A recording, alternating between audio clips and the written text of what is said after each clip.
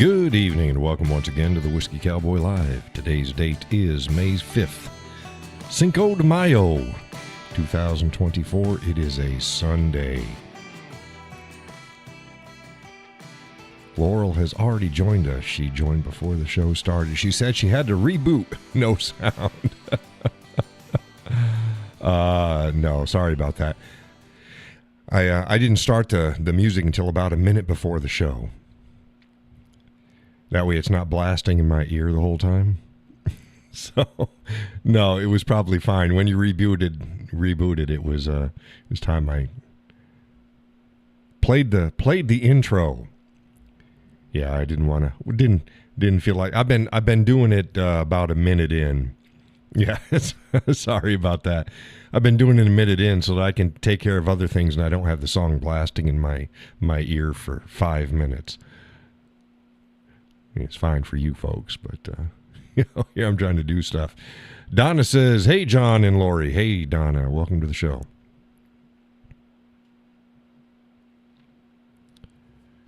Let's see what we got going on here. Move these things around. Today's coffee is Butter Pecan from New England brand. I'll say again, do you say pecan, pecan, or pecan? Yeah, pecan, pecan, or pecan. How do you pronounce it? Make it easier. Number 1 is pecan. Number 2 is pecan. Number 3 is pecan. 1, 2, or 3. How do you pronounce it?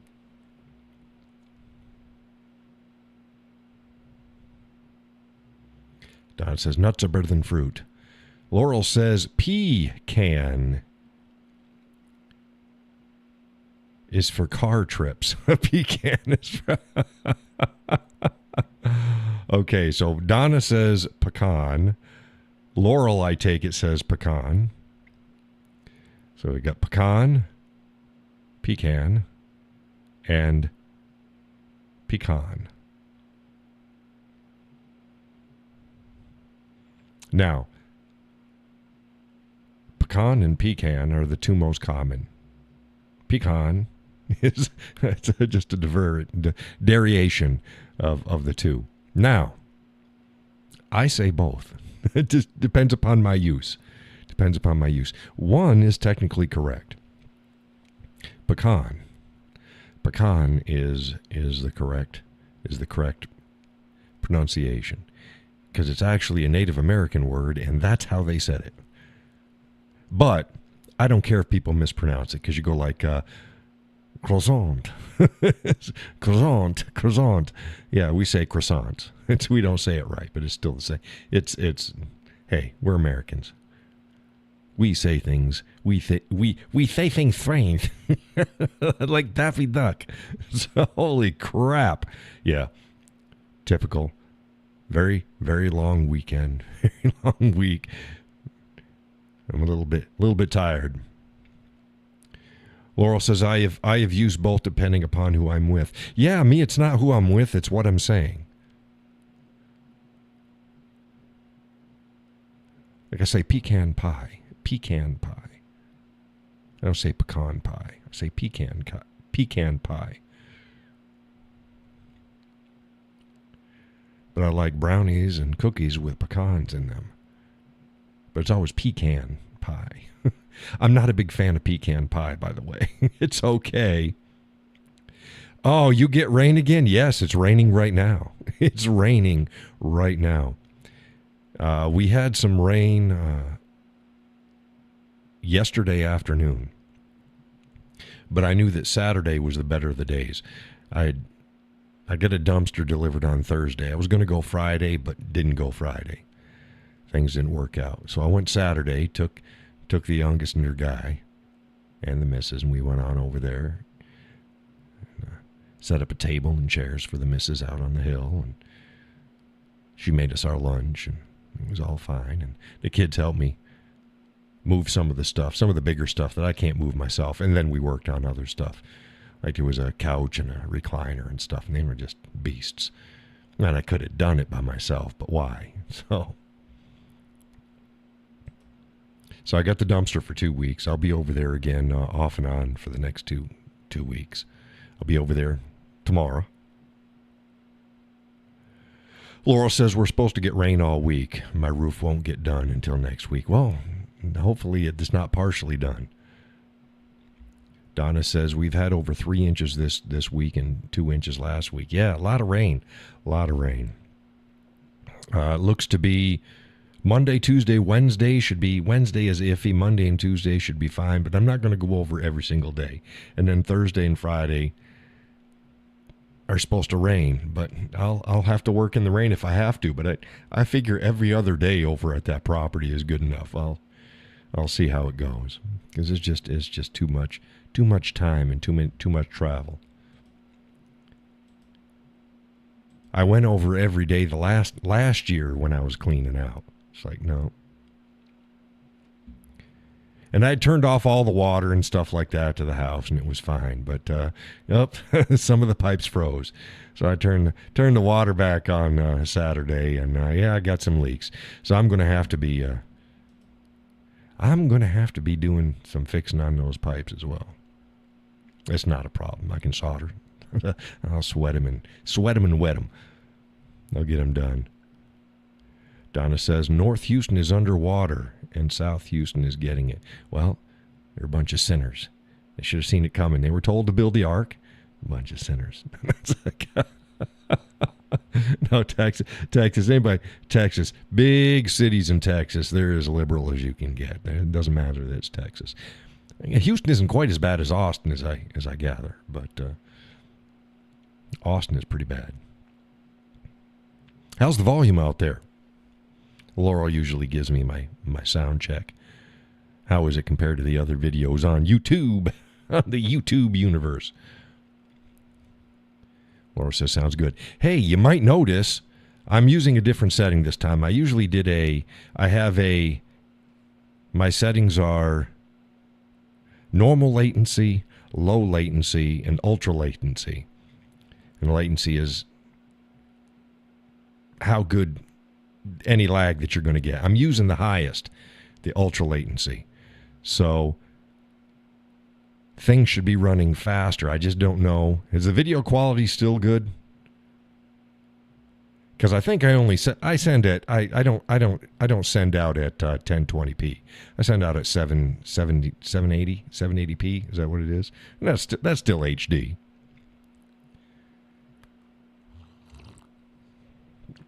Hardly any lag, good video. Awesome, fantastic.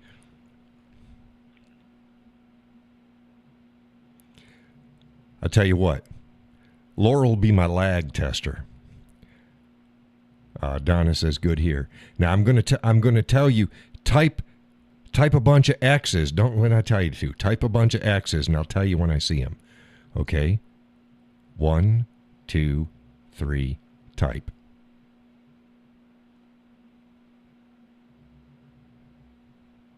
See them. So that's good. That was only, 15 seconds? Donna says 720 or 1080p. Okay, 720 then. I know it's the lowest HD. It's still fine. And the reason is it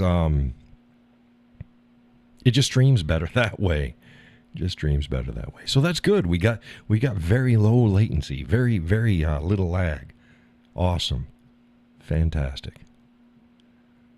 And I'm not getting any jitter on my streaming software, because sometimes it looks like I look like I'm doing slow motion. It just kind of jitters and it's not smooth. You guys see it smooth, but I don't. It's just annoying. I've also moved things around, so I'm watching my it's right here. I'm watching my streaming software. It used to be on the other side. It used to be further this way. That's why it always looked like I was looking at the wrong direction. And then I put the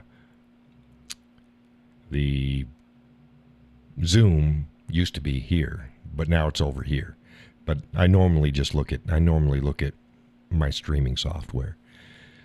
Not that. So it makes more sense. Put it in line with the camera. The camera's really right here. I wish I could put it here, but I can't because I got the two screens. That's housekeeping stuff. Nobody cares about that.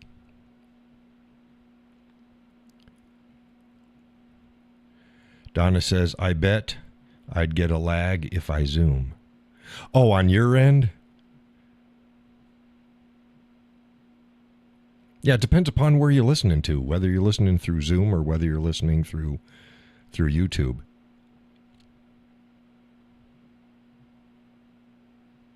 Right, because yeah.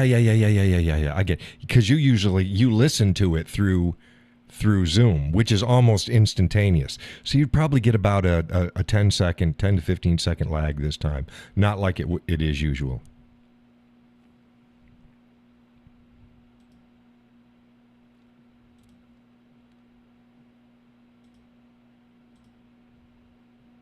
See what we got here.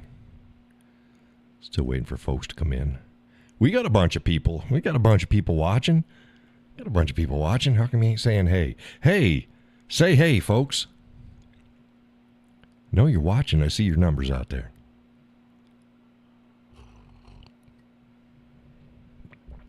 Looks like this year is going to be a heavy year. We don't know how heavy, but it looks like it's going to be heavy for tornadoes in Tornado Alley. They're already hitting about the average for our season. Who won the Derby? I don't know. I have no idea. No idea. I don't watch the Derby. Don't know.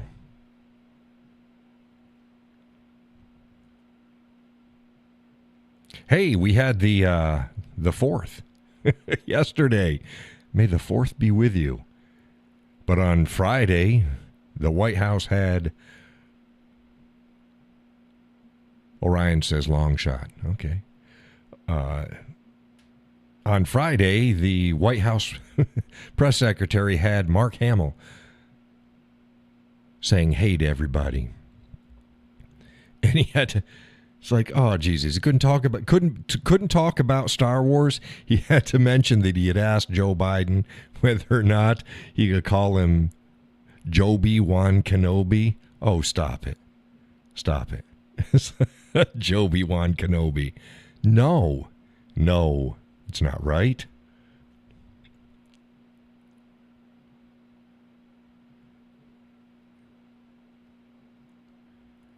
Donna says, Mystic something won. And then she says, oops. I have no idea who oops was. I shit you not, Laurel. That's he went to he was there going to bestow upon the nation the fantasticisms of Joe Biden. Hey, Fred, how you doing?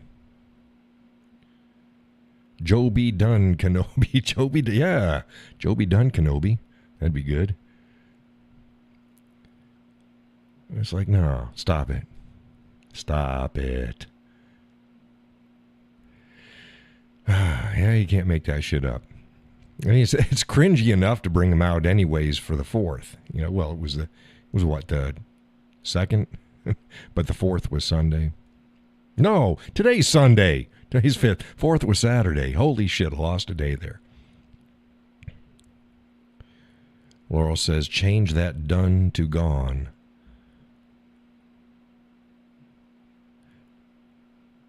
No, Joby done and Joby gone is good. I'm satisfied with either of them. Joby, get the fuck out. Biden. Kenobi. Speaking of Kenobi, that reminds me of Canopy. You got a Canopy Lake. You can get a Canopy Lake Park here in New Hampshire. Reminds me of canoeing. I still haven't put the canoe in the water. Like, crapoly.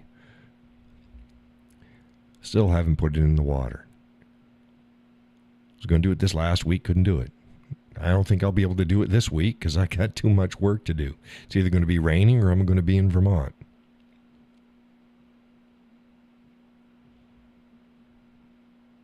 But there is good news. I got a couple nice sawhorses I'm going to be bringing back. Good and wide, good and deep wide this way, and good and wide ways. So I can put the canoe on it. The new one, not the new one, my old one, the Lincoln. 70s era. 70 era, not 70s, 70 era. I don't know, 69, 70, something like that. and get that reworked and get that repainted and back in the water doing what she's supposed to do, put in new seats. I'm not putting in new seats. I am reseating it using the existing seats, and I'm just going to weave it. Dream Weaver. Weave it alone. No, stop it. All the rivers are high here, so I'll be going out on some lake. I kind of figure it out. I'll get some relatively small lake. Arizona man. Trial ended in a mistrial. The one that was accused of shooting the illegal invader down in Arizona. Boy, that's a shit show. He shouldn't have been tried. See, he says he didn't even shoot him. He says he saw some people in paramilitary garb, which is generally what the drug cartel and the mules wear, out in his property. And he took his AK and he fired it up in the air, doing some warning shots, and they disappeared, and that was that. He went and he called the authorities, said, hey, this is what just happened. So the authorities went on out and they searched the area. They couldn't find nothing. So they called it a day. Well, upon subsequent searches, they found a dead guy. And it appeared that he was shot. But there was no bullet hole. There was no bullet there. There was no bullet left in the body. There was no proof that the rancher shot him. Just there was a dead body and it had a bullet hole.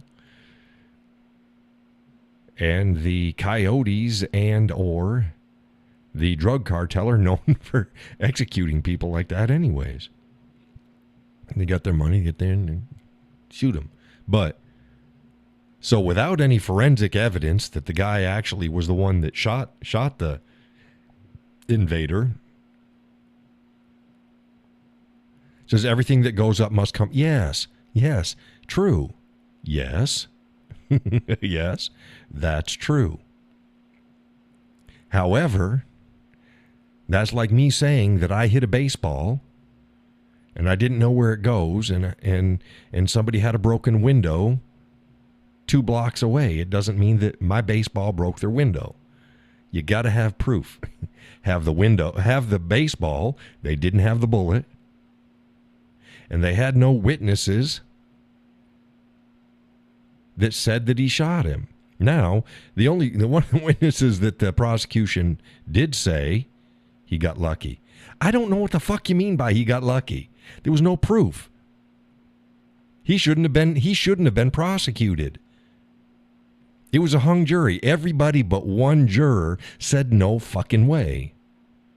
So how do you say he got lucky? I say he got unlucky. He shouldn't have been prosecuted. Under any other rules for prosecution, if the prosecution cannot prove beyond a shadow of a doubt that you actually killed somebody, they're not supposed to prosecute. I mean, yes, there's been murder trials without a body, but there's a lot of other evidence. There's been murder trials with just circumstantial evidence, but this was a complete shit show. There was nothing that showed that he actually shot the guy. Shouldn't have been tried. Plus, it was illegal anyways. And their star witness was another illegal, who was from, I think it was Guatemala. I could be wrong. I think it was Guatemala.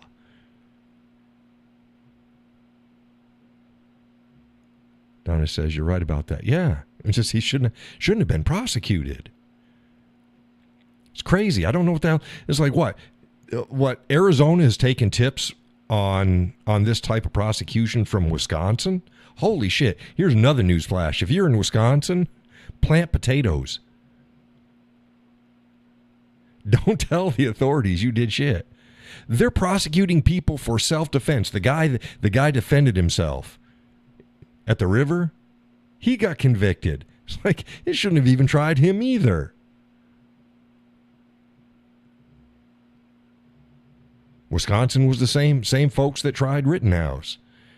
They're notorious. They've been notorious since Rittenhouse for trying people for self-defense. But yeah, The guy in Arizona, they had nothing. He shouldn't have even called the police. You know, I'm not a lawyer.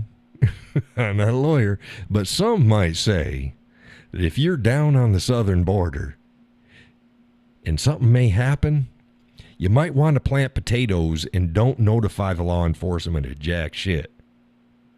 Plant potatoes, don't notify. End of story. It's getting, the legal system, especially in certain parts of the country, is a complete freaking joke.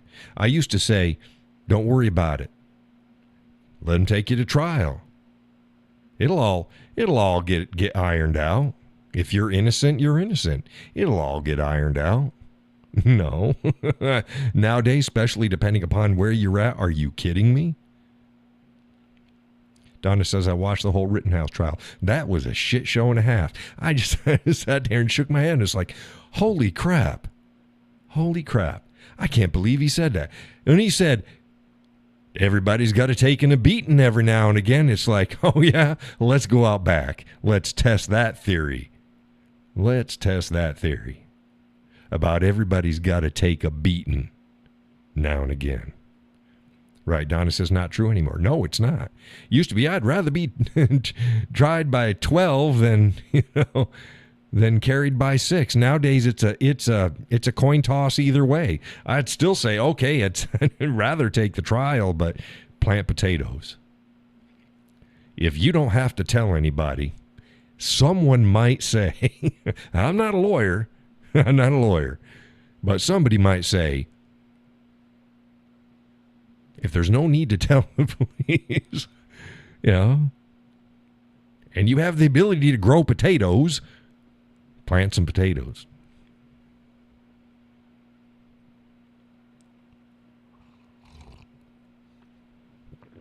Yeah, depending upon where there's certain parts of the country. It's like, man, I don't care what the charge is. You do not take it to court. And what you're going to do is you're going to have a bunch of citizens. They're going to be waking up and they're going to be like, nah, not taking that. And you know what? You're going to get some good officers hurt in the process. Bad officers I could give two shit about. But you're going to get some good officers hurt in the process that are actually just honestly trying to do their job. But they're going to come up to a citizenry and a population that's they're not going to take the chance. They're not going to roll the dice. They're going to go, no, I don't think so. No. Say, John, would you allow yourself to be arrested? Well, that would depend. That would depend. I'll leave it at that. That will depend. I am known to say, let's play them cards. Let's see how this plays out. Yeah. I've been known to say that a time or two.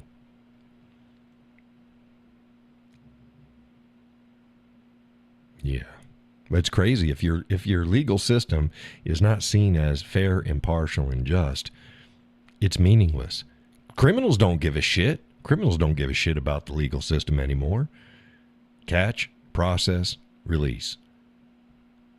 Catch, process, maybe slap him on the wrist, put him in jail or prison for a couple years or whatever, release him. They got stronger, networked up. They're not getting out. They're not getting out trying to find a job. The majority of them aren't trying to find a job because they don't care. I'll just keep doing the shit I do until it escalates, until that's the end. Well, shit, in the end, a lot of time is they're either taken out by their own kind or they're taken out by police. And then they're hailed as a freaking hero. How's about them apples? How's about them apples? There's not a single case in recent history that the thug being hailed as a victim and a hero did not have a lengthy and escalating criminal history. And everybody acts like, oh, shit, big surprise there. Oh, they're just a victim of the system. No, they're not. No, they're not. They're a victim of society. It's because they're poor. Bullshit. It's because they're thugs. It's because they're thugs. And they live in a system that glorifies that and does not properly punish them. Here we are. But The DA's office is choosing not to. And they never show a current picture. Yeah, yeah. No, let's find them from a graduation or when they were 7 years old. Oh, and they were smiling. They don't show them flashing cash and a gun and stuff like that. And they don't show their YouTube accounts and their Instagrams and all this other shit where they're just living up the thug life and bragging about shit. No, they don't show that. Show little Pookie and T-Bone when they were like 10 years old playing with Tonka trucks or something. Well, they didn't have Tonka, but you know what I'm talking about. At a birthday party or something. One of the last guys, the guy that got smoked 90-something shots by cops, which is easy to do. Because he shot at them first and emptied his whole magazine at them. He got smoked, rightfully so. He's 27 years old. And they show a picture of him when he was 18 years old. Graduation. It's like, really? Oh, and he loved to play basketball. Yeah, okay. Name an urban black kid that doesn't play basketball. Oh, he had a promise. No, he didn't. He wasn't drafted. He didn't have this great scholarship and now has a PhD in something because he got a scholarship to some notorious college. No, he was just a street thug. Street thug. You have to go back to, the dreams. Oh, and he called his mother. He would call his mother every day and check on her. Oh, and make sure that she was eating right. What the hell does that mean? So what? So what?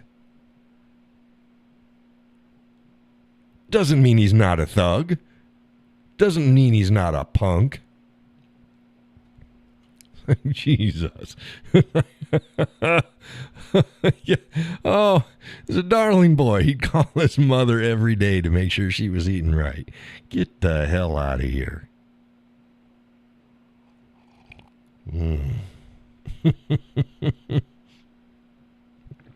Can't make this up. Like all the parents screaming, oh, his mother was like, oh, they killed my boy and now they're killing me. It's like, stop it. Stop it. You ain't going to win an Emmy off of this shit. You and your stupid hats. You dress like that every day? And that clown dressed like that every day? I doubt it. I doubt it. And the sister, you watch the sister in the press conferences, and half the time she is almost laughing her ass off. She's trying not to laugh. Donna says, doesn't mean she's telling the truth. Yeah, doesn't mean that he did or didn't, but irregardless, that's not even a word. Regardless of that, even if he did. He was just out taking a drive and they killed him. He wasn't out just taking a drive. Nice big SUV, though, with limo tint on it. Roll down your window. They rolled it down. They started rolling it back up. Roll down your window. They need to see what the hell's going on. Roll down the window. And then he started blasting at them. Well, there you go. Laurel says he was checking to see if she made enough food for him, too. Yeah. Yeah, probably paid for by the taxpayers too. So, I tell you what, rotisserie chicken, frozen vegetables, and a box of Kraft macaroni and cheese is a damn fine meal. It always gets me. Oh, poor people can't eat. Really? Rotisserie chicken is $6, fully cooked. You don't have to do shit to it. $6. You can feed a family of 4 on a rotisserie chicken. You're not going to eat huge amounts. Rotisserie chicken, box of frozen vegetables, or a bag of frozen vegetables, and a box of Kraft macaroni and cheese. Kraft macaroni and cheese is what, about $1?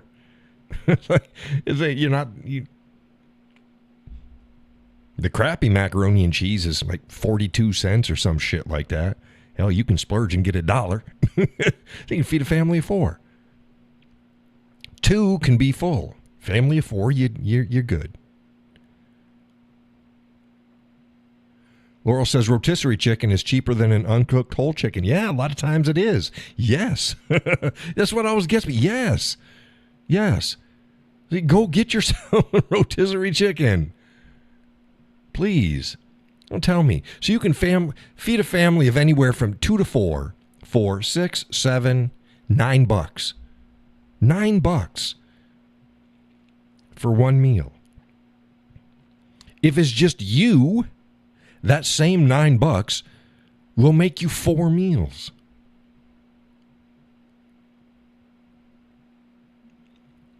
Donna says, I wish they'd go back to commodities. I mean, commodities. I know what commodity is, but expound upon that.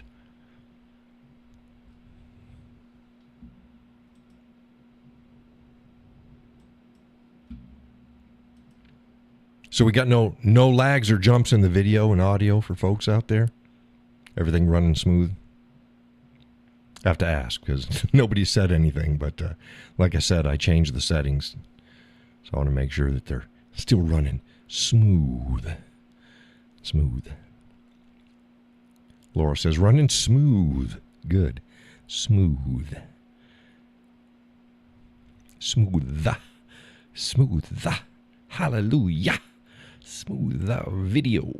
Video. Where's everybody? Hey, Gus, you watching?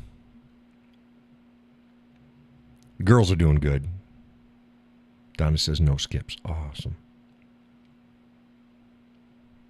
I think we got like 5 eggs today. We've been getting 6 regular, but you know, every once in a while they'll drop down. They got there's only 7 of them. They rotate their days off. I mean, come on now, they're doing good.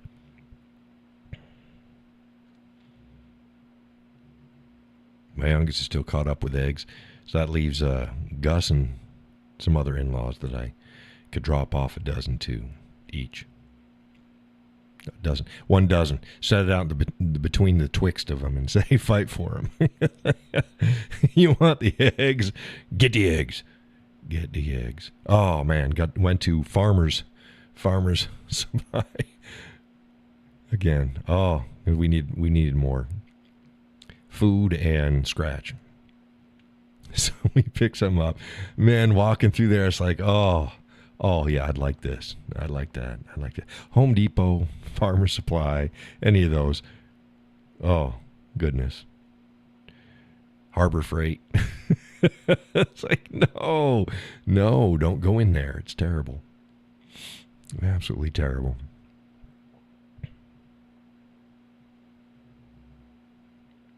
Over at the other property, they got quartz. I got natural quartz up there. Like, oh. So I took a big chunk of quartz, my youngest and her feller. Took a big chunk of quartz home. Big. It's big. There we go. Big. Like that. Big. And a lot of shale and quartz. And so, yeah, they brought it home. And they're like, hey, Dad. You got chisel? Yeah, I got some chisels. What do you need chisel for? I had to bust open the quartz. I'm like, oh, so you don't need, no, not a wood chisel. You need like a cold chisel. I'm like, yeah. I said, yeah, I think I got some of that. So I'm not going to go. We just come back. So I'm not going to go out and look for it now, but I'll see about setting something aside for you. Next day, that's today. So today, she sent a text. Oh, tell Dad not to worry about it. Home Depot sells them pretty cheap. I'm like, yeah, they do. I just didn't want to. If I had it, they could just use what I have. They didn't need to buy it. So they bought themselves a set of chisels and cold chisels. Busted open the quartz. Get a nice piece. I'm like, oh, you want to see? It's like, okay. So she sent me the pictures. She's like, this one down here, the last one. Yeah, it's got some nice browns and other colors in it, and I'm hand polishing that now. It's like, well, that's good. Like, hey, have at it. Have at it. It's the simple things in life. Like busting open a big old piece of quartz. Oh, goodness. Holy cow. Did you guys see about that fifth grade teacher? She's been arrested. She's been arrested for making out with fifth graders. Holy shit. Holy shit. Send them love letters and everything saying how she loved making out with a kid. It's like, oh my goodness. Fifth grade. Holy cow. Fifth grade. Let's see if we can find this.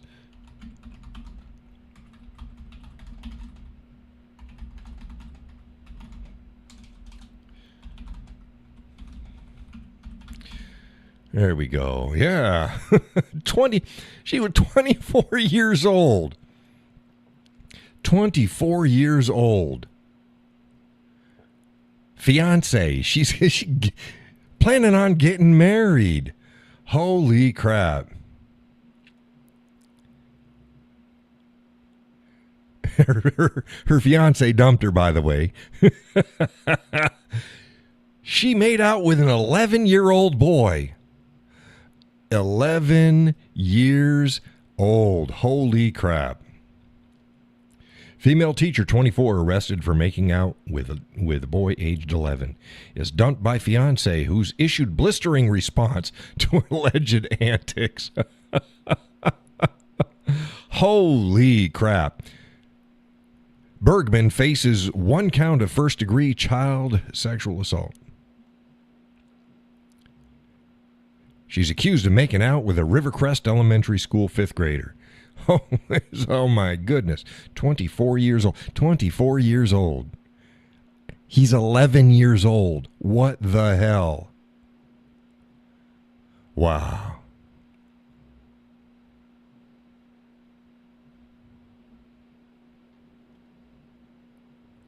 That's pretty damn sick.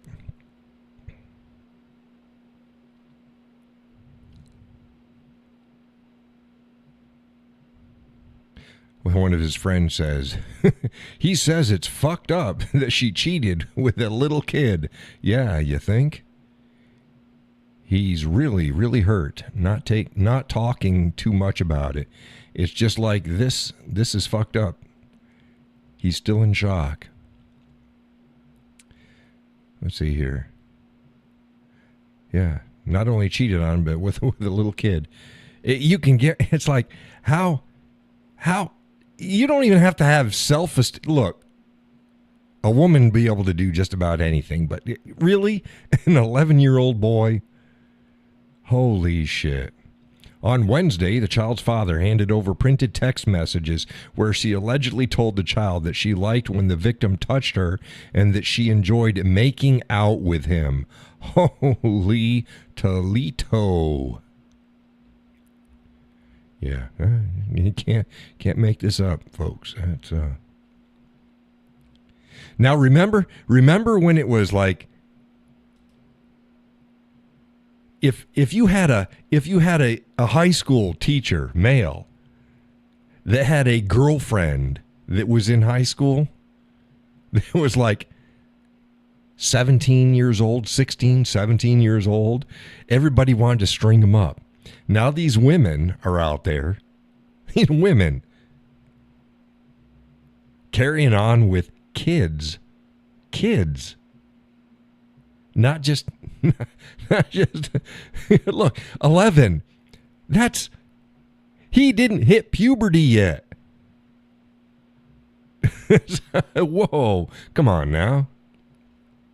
Holy crap. And again, time and time again. What the hell is wrong with people? What is wrong with people?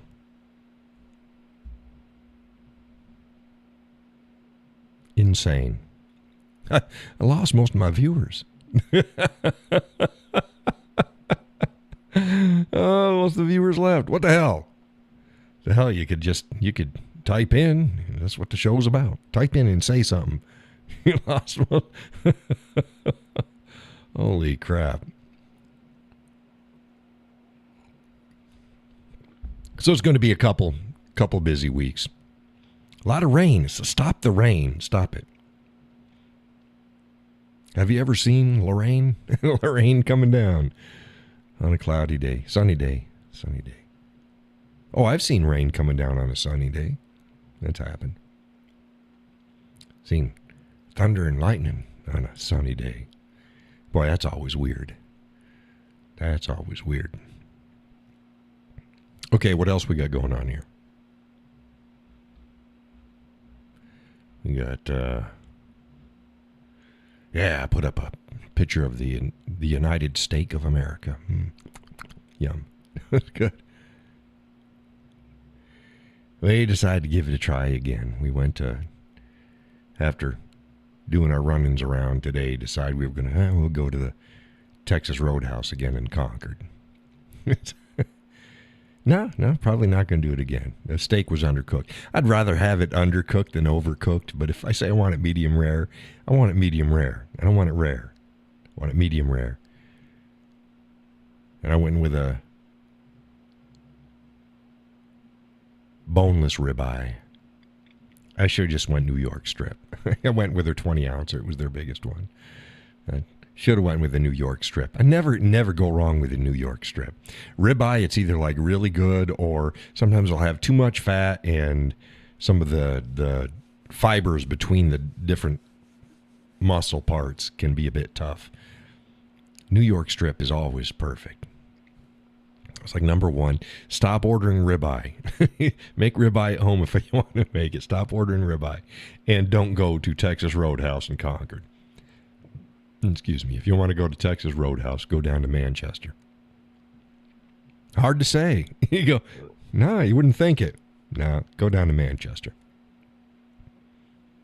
It's supposed to be the same food. We have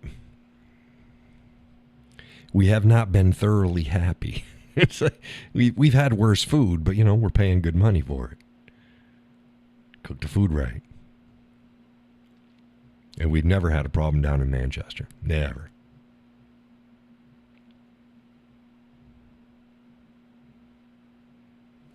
So. But we weren't in Manchester. It's like we were hungry. I was hangry. It's like, oh, my goodness. I think it was like 1 o'clock. Something like that. And she had mentioned when we were shopping. It's like, oh, I wish Texas Roadhouse was better. I'd take you to Texas Roadhouse. It's like, oh, yeah, I'm the driver. It's like, oh, could have went home. Could have made some smash burgers. Probably been happier. But and we drive up, and it's like, oh, there's a lot of people there. The missus is like, well, if we can't get in, we'll go home. And I'm like, no, I tell you right now, I am hungry to the point where nope. It would been different if I had just left the grocery store and driven straight home, but I didn't.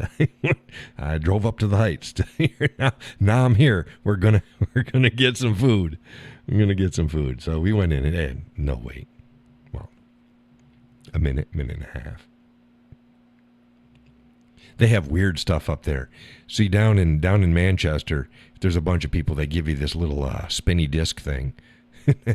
It's like, or you can have them call you on your phone. And in Concord, they put in chalk 1, 2, and 3 circles 1, 2, and 3. They say go stand in 2. Hey, well, I guess this is fine. I'm standing in 2. The missus standing in our little circle with a chalk circle with a 2 in the middle of it, so that the people bringing us to our table know that okay, take number 2. It's like, well, this is strange. And never once when we went there did they ask me, would you like to pick out your steak? Because that's every single time when we're down in Manchester, would you like to pick out your steak? And I always go, no, they're all good. They're all fine. No, you got to stand in our circle. Stand in circle number 2. Yeah. One of the other times we had to wait, and they give us a call on the cell phone and send us a text message. So we're sitting in the waiting area. we get the message. Oh, here, you're ready. So you get up and walk 20 feet because you could see him. You could see him. And get up there. Stand in circle number 2. I was in circle number 2 the last time as well, I think. I don't think it was 3. I think it was 2. I think I got 2 both times. So, you ever been to the Texas Roadhouse? Yes, I have. Yes. Been to this one? Yes. The gal that waited on us was friendlier this time, though. And somebody had tucked up whoever was there the last time, so they had those payment machines, the kiosks. They had tucked a $5 bill in it. I guess that was the tip. Because you normally just tip on your card. So I'm like, oh, it looked like somebody left a fake $5. No.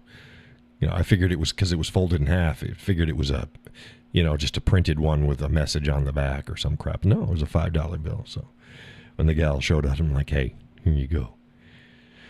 Last folks, it was here. They left this here. And this is for you. And she's like, oh, thank you for not taking it. It's like, well, it wasn't mine. that's my Is it mine? I don't take it. It's like, oh, I'm gonna leave something out on a park bench someplace.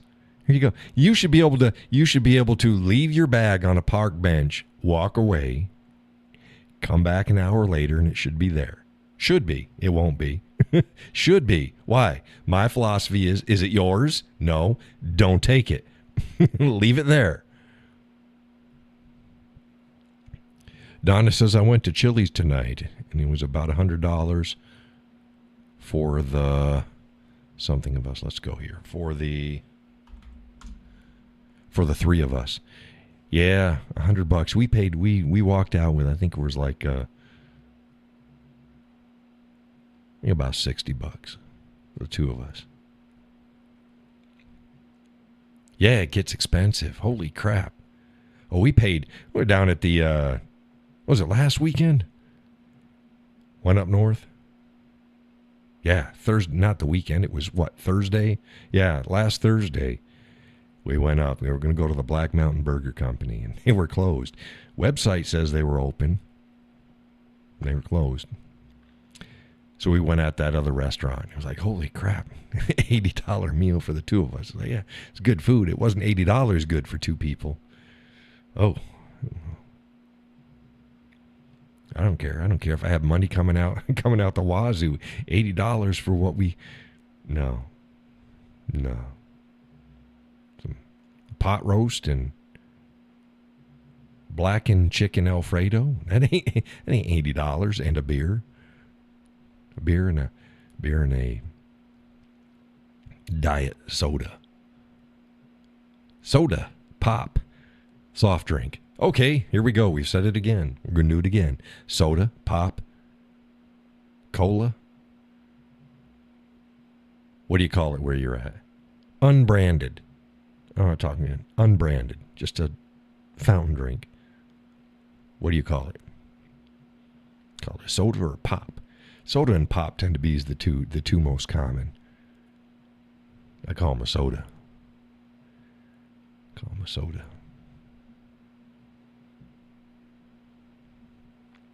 What do y'all call them?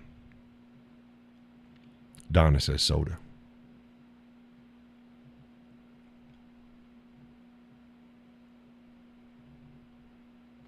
Laurel says a pop. A soda has ice cream in it. Oh. We call that a float. Call it a float. If it's got ice cream in it, it's a float.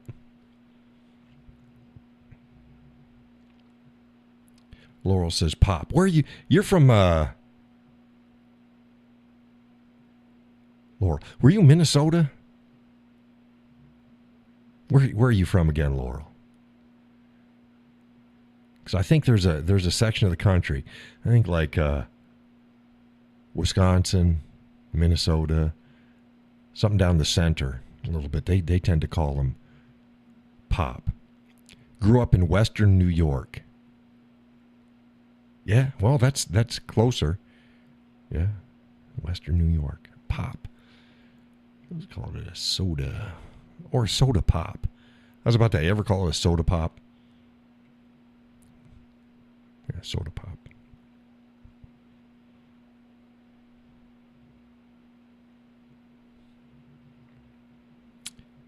Yeah.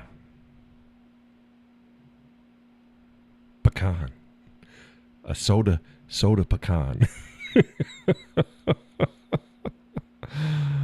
Oh, goodness.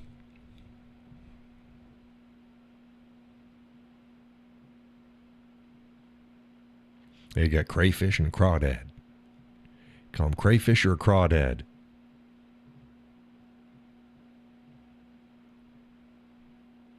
Where are you from? So I call them crawdads. Most of the people up here call them crayfish. Hey, crayfish. You eat a crawdad, you fish with a crayfish. Yeah, crawdads. Crawdaddy. What do they call them? What do they call them where you're from? Donna says crawdad. Yeah, you're from Louisiana, right?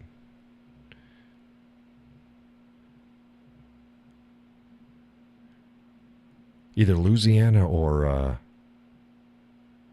yeah, I think you're from yeah, weren't you? Laurel says grew up in western New York, lived in Georgia for 20 years. Everything there is a Coke, regardless of brand. Yeah, that's weird.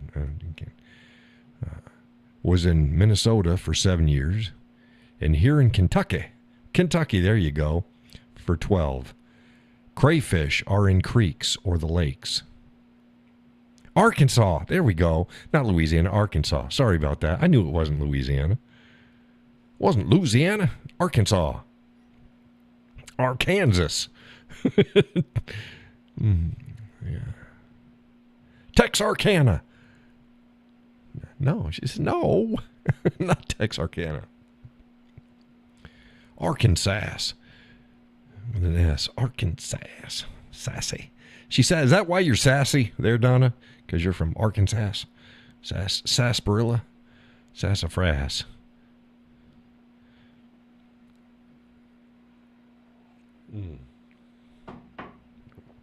Well, there is one cup gone. And now time for this. Orca mugs. Cannot recommend them enough. Orca. Fort Smith. That's the fort for Smith. Yes. A lot of fort names. They had forts there. Smythe. Fort Smythe. Blythe. That was, what movie is that? Blythe.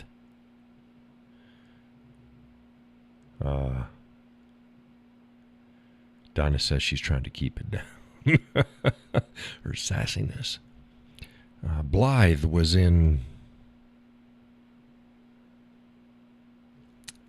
Band of Brothers, Blythe. Said, damn, John, you're going all over the place. Hey, hop on board the train. Just pay attention. Right. Donna says my sassiness. That's right. Her sassiness. She's sassy. Donna's sassy. Sassy lass. Aye, sassy lass she is. Cano agree on the color of shite. Braveheart. Again, Braveheart. Yes. Was not William Wallace. William Wallace was not Braveheart. Robert the Bruce was Braveheart. Why they named it Braveheart is freaking beyond me. It was a movie about Robert Wallace. Or William Wallace, not Robert the Bruce. Robert the Bruce was Braveheart. Stupid. So, yeah. Braveheart. Yeah, William Wallace. No.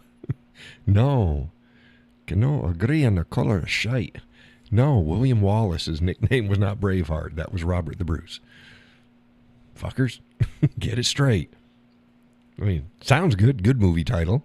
But the movie wasn't about Robert the Bruce. They could make a good movie about Robert the Bruce. Oh, my goodness. What a great story. Robert the Bruce. Go ahead. His story is just as good as William Wallace. He's got a good story there. Robert the Bruce. A lot of politic in there. Robert the Bruce. A lot of fighting. Yeah. They made William Wallace seem like just a poor sympathetic guy. He was just basically he was swept up into things. No, from all accounts, no, he was a ruffian himself. He would go into bars and start shit, and he actively sought trouble. He sought trouble. He wasn't just some guy that just came home and I just got swept up into the politics. No. He's a big guy. He's a big guy, bigger than me. I guess I'm like 6'8" or something like that. He's a big guy, which was a giant back then. Holy crap. Donna says, good Robert the Bruce on Freevee. Well, is that a movie? Is Freevee like a movie channel, free movie channel? It's a documentary about Robert the Bruce. Yeah, interesting story. Every bit as good as or William Wallace. Yeah. Yep. I'd have been an outlaw. Unfortunately, some of my lineage was not so outlawish. They were enforcers. They were enforcers. But hey, it is what it is. They helped streaming site. Yeah. I read that as steaming shit. It's like, what the hell is she saying? Steaming shit? Was he talking about Robert the Bruce? No, it was a complex story. Streaming site. Yeah. Freevee. Okay. A lot of good documentaries there. Yeah, I'll have to check it out. Freevee. Write that down, folks. Freevee. But yeah, some of my Klansmen were, or shall I say, where my family were aligned to my family. We were part of a clan, but our family name was not a clan name. Most people think, oh, everybody has their own clan. No, no, there was clans, and then you had families that had allegiance to the clan, either by politic or by birth. So they'd be like cousins and stuff like that. And they may have different names. Oh, Donna says, used to be IBDM. I know IBDM. That's the site where they do all of the rundowns of the movies, and they say the cast and all that other crap in it. So yeah, my family does not have a clan name. It had allegiances, and in fact, it's had allegiances to more than one clan over the ages, which a lot of people don't realize too. It's like, what period of time are you talking about? Where was the family living? Where was your family living? Most of the time, they just latch onto a clan and a tartan, and they go with that, and it's just a snapshot of one period of time, and that's what they run with. It's more complex than that, but it's fine. IMDb. Yeah, we knew what you meant. It's late. We knew what you meant. IMDb. IMBD. BDSM. Oh, there's John. Donna's watching the BDSM channel again. What the hell, Donna? It's a family show.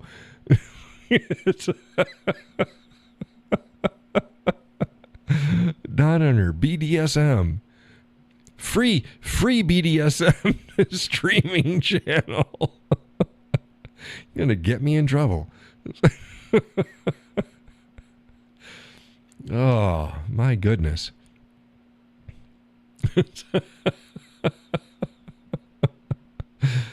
Oh, goodness. Man, I'm going to hurt my cheeks. Stop it. Oh. Where the hell's Judy? Judy still at work? She's been coming in late. I think she came in about an hour and change late the last show. But we have now. Hey, welcome to 50 Shades of Donna.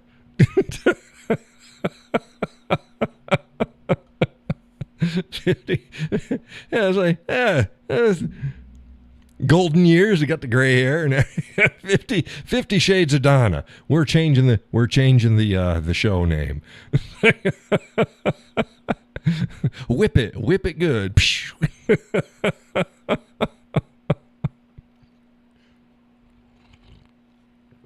Oh my goodness. Donna says she's been putting in a lot of overtime. Yeah, I hope it's good when you can get it. Good when you can get it. Donna says more like 25 shades of gray. There we go. Hey, fair enough. Fair enough. Oh. Yeah. Oh. Yeah, if you can get some overtime, that's good. That's good. Yep. It is what it is. Where the hell is everybody? Where is everybody? Was the Kentucky Derby today? So I told you that's not a cowboy sport. Not everything that has a horse in it's cowboy. Kentucky Derby. Was that today? Yesterday, Laurel says. Oh, okay. Oh, man. Yesterday.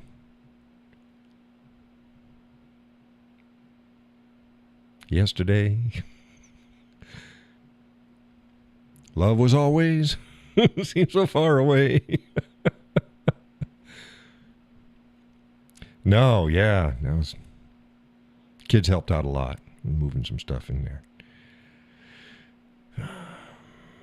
I got to bring the air pump over though. Because my dolly, I got dolly there and I got dolly here. And that dolly there, flat tires. You can't move heavy shit with flat tires on a dolly very well. Doesn't work. Mystic Dan won. Oh, see, that's the third name that we came up with. We got Longshot, something else. So it was a Mystic Dan. It's whatever. At least he ain't going to be glue now. He's not going to be sticky Dan. This is glue. I saw a meme. It's a kid. He's making crafts with Elmer's glue, and it said he's playing with the second place winner at the Kentucky Derby. It's like, oh, there you go. There you go. I showed it to the missus, and she didn't get it right off the bat. It's like, no, you're not. I guess she was tired. It's like, glue. It's glue. They didn't win. Glue. Oh, goodness. Gracious me. Me oh my oh. Oh. Laurel says Louisville has a 2 weeks party for a 2-minute race. Yeah. Yeah. And those midgets riding on. Oh, you can't say midget. Midgets say midget. Shut up. Midget just means small. Midget cars are small cars. Stop it. Little people. Yeah, you're a little person. Yes. Dwarfism, yeah. Got all sorts of different types. Got kinds with the short arms and legs and the bigger heads, and that's what we normally see. And then they got dwarfs that are almost like perfect proportions to an adult. They're just shorter than, what is it, under 4'11"? What's how short do you have to be a little person?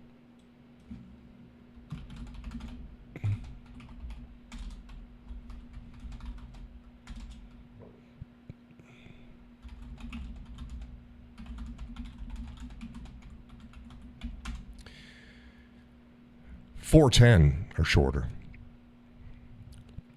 I was close. I said 4'11". 4'10" in shorter.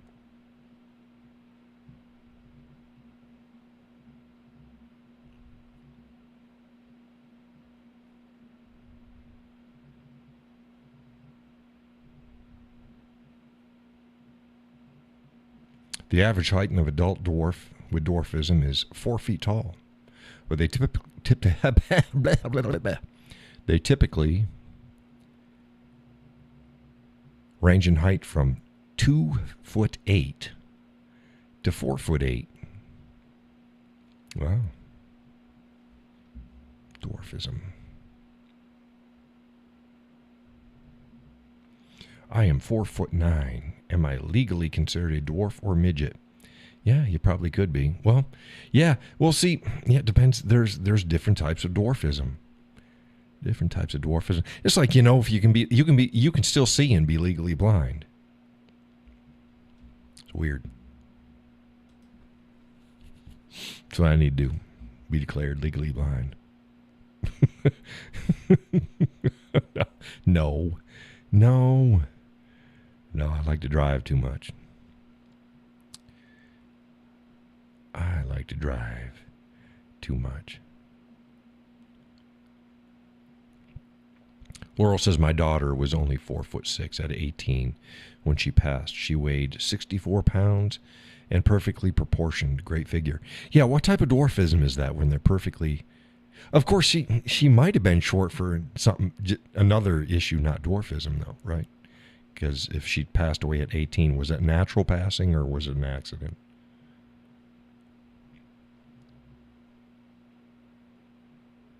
But yeah, I believe there's a type of dwarf where they just look like miniature people. Oh, what the hell's her name? And she looks like a little kid, but she's pretty well proportioned. She doesn't have the really short arms and legs. It's she got a TV show. I am somebody. Midget refers to a person who is very short, but normally. Okay. It's okay. Female dwarf TV show. Oh, let's see here. Little Women? No, but they've got that one too. Little Women. Yeah, but that's not the show. Most of those have the... She had...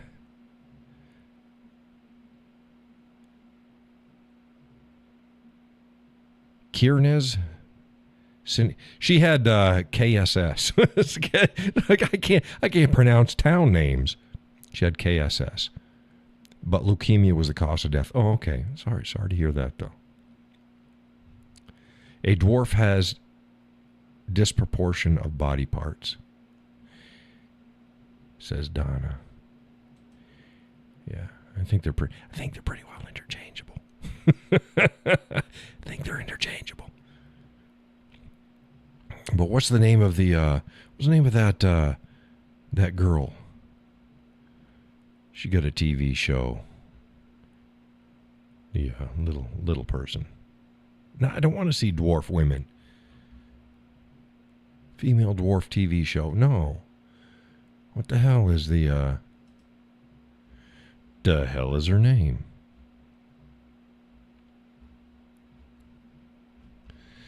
Okay, let's see if it's not coming up in the listings. Freaking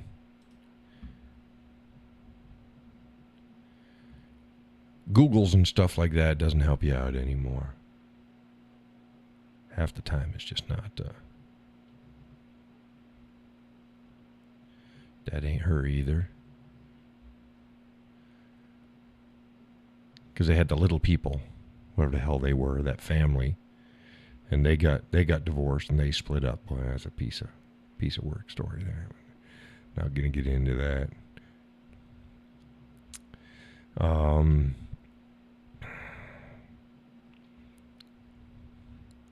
The hell's the name of the show?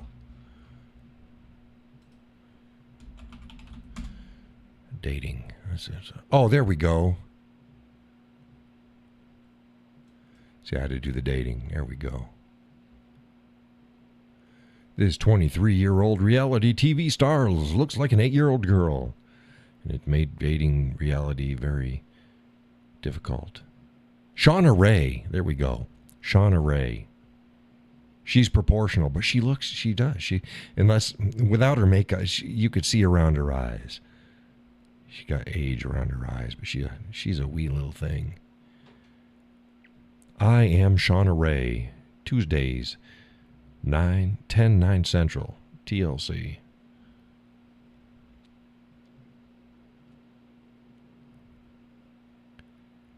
Yeah, she a wee little thing.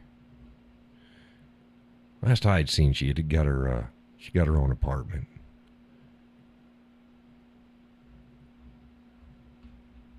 Shauna Ray.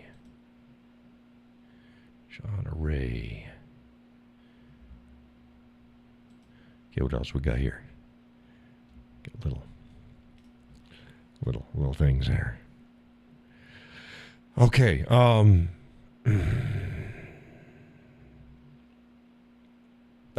the Russians and U.S. troops were sharing I saw that. I didn't look into it too much. Russians and U.S. troops were sharing a base. In Niger. That's what it is. U.S. confirms Russia forces deployed to same Niger base as American troops. Yee! Yeah.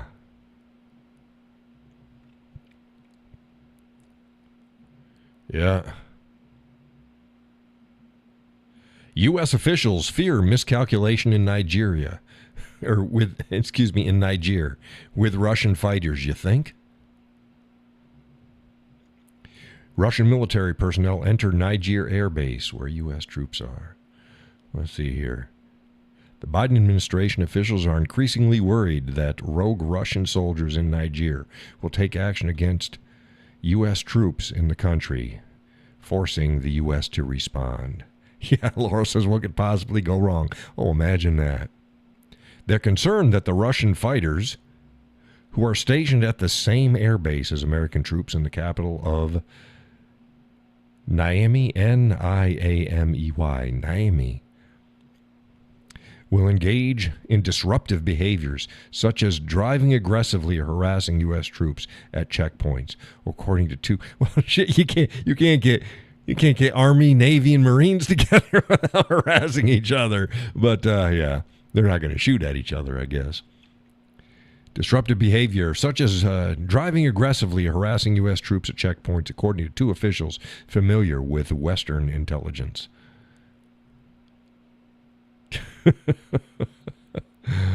Oh, my goodness.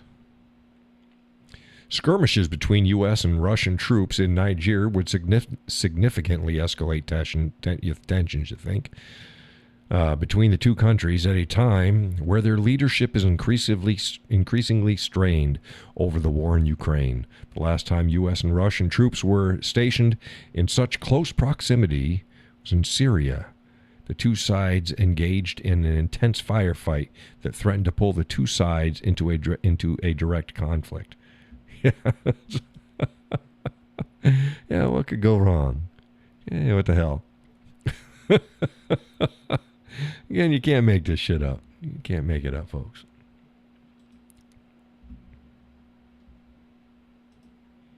Just like I posted up this last week. Secretary of Defense. Yeah, just admitted. Yeah, no boots on the ground in Gaza. No boots on the ground. boots on the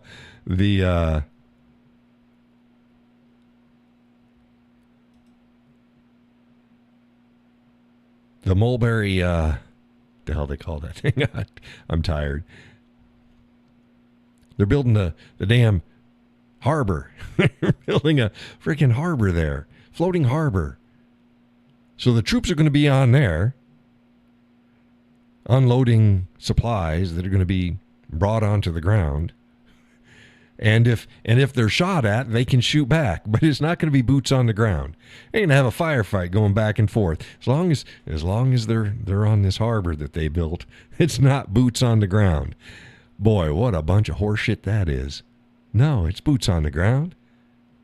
I don't care if you've got ships off the shore. If they can lob mortars and hit your ship, it's boots on the ground.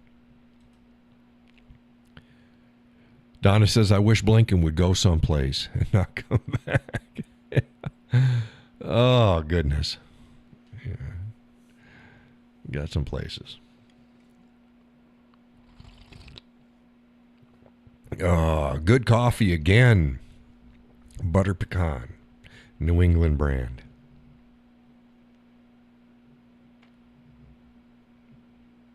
I think it's Laurel said. Pecans are for for going driving, for trips. Okay, what other news we got? Some weird shit. We got some weird shit going on. We always got some weird stuff going on out there. It's the world we live in. I'd like to just back away. Back away. Leave me alone. Maybe when I retire. When I finally say enough is enough. See how that goes.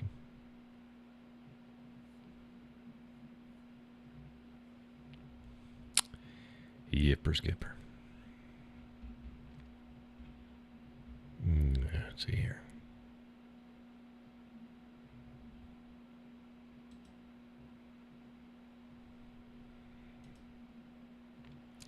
Laurel says, I'm liking the conservative college boys protecting the American flag.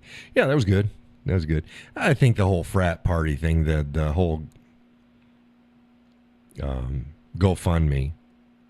The good thing is they've raised a shit ton of money. They're going to use part of the money for a party.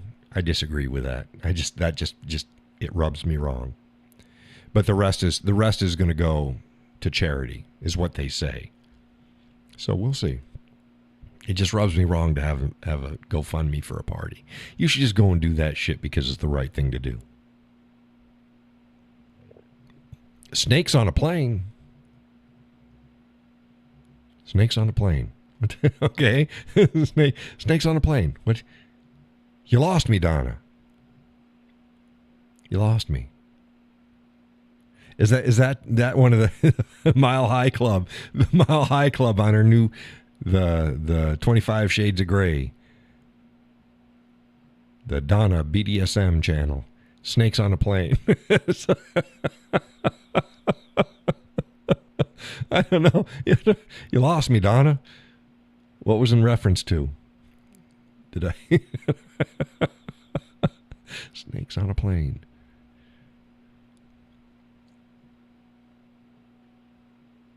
Was that news? Was there snakes on a plane? I don't know. I don't know. I don't know what you're talking about. Were there snakes on a plane, Donna? Donna. Snakes on a plane. Don't leave me hanging here. Don't do it. Don't do it, Donna. Someone was smuggling snakes in a glass case. Okay, so it's really snakes on a plane. Snakes on a plane. Snakes on a plane. No, I don't need the movie. No. News. Snakes on a plane news. TSA finds snakes in passengers' pants at the Miami airport. They didn't make it. This says it found it in his pants 3 days ago. Snakes in his pants. Passenger caught trying to sneak planes onto a flight. Snakes almost. TSA discovers a bag of small snakes in a passenger's pants. That's not in glass. Not in glass. TSA discovers a bag with small snakes in passenger's pants. He got a small snake in his pants. Oh, They patted him down. The TSA found that he had a small snake. Laurel says, sounds like a couple different cases. Let's see here. Oh, there's a snakes. Okay, no, that's 2024. Oh, well, it is January 2024. Snakes in a, let's see here. Small snake in a bin. Latest news. Yeah, the only ones is guys got snakes in his pants. It wasn't a python, folks. Yeah, the gentleman had an earthworm. He was not smuggling an anaconda.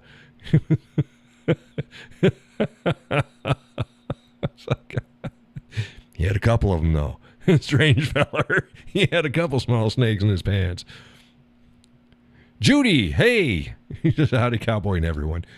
Well, this is about the right time. How was work? Snakes on a plane. Talking about a man with a small snake in his pants.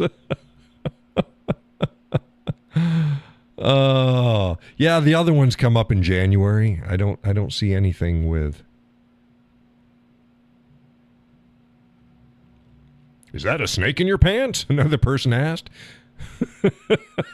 That was a quote from USA Today. Is that a snake in your pants? It was slow and long. Unlike the snakes in that guy's pants. They were short and fast. Oh my goodness. Snakes on a plane. My goodness.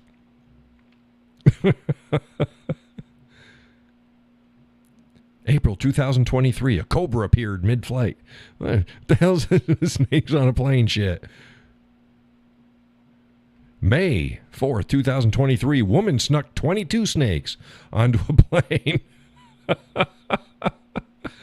Oh, that was in India. Oh, my goodness. She tried to charm. She was a charmer. She had 22 snakes. Holy crap. April 6, 2023, deadly cobra slithers up pilot's shirt during flight. Oh, hell no. The plane's going. Hey, what the hell's wrong with the plane? We're flying all. He got a freaking snake up his shirt. This is your captain speaking. Please. Please remain seated and put your tray bags in their upright position. We got a snake on the plane. It's up my shirt. Oh my goodness. No snake on a plane. Emotional support boa. Oh my God. An emotional support boa constrictor. What an idiot's going to be an emotional support boa constrictor. Man, we need to stop this shit. I'm sorry. A pet's a pet. They're unless they're a working animal, they're all emotional support things. You know, stop it. Stop this. Stop. If you need to bring your freaking snake someplace, no, you need to go into go to a hospital, get some help. They like to snuggle. Well, because they like your body heat. Yeah. Still. Stop. Of course they like to snuggle. You're warm. I'll wrap around your neck. Snuggle you to death. No, it's like, yeah, an emotional support snake. No, stop it. I'm sure some guys have tried that line. Hey, baby, I got an emotional support snake for you. Just not that guy that they caught the other day. He had a bag of them in their little ones, little snakes. Oh, my goodness. Donna says tightly. That's right. And Judy says, I feel a nightmare coming. No, just steer your dream back to the guy that had the little snakes in his pants. You'll be fine. You'll be fine. Oh, my goodness.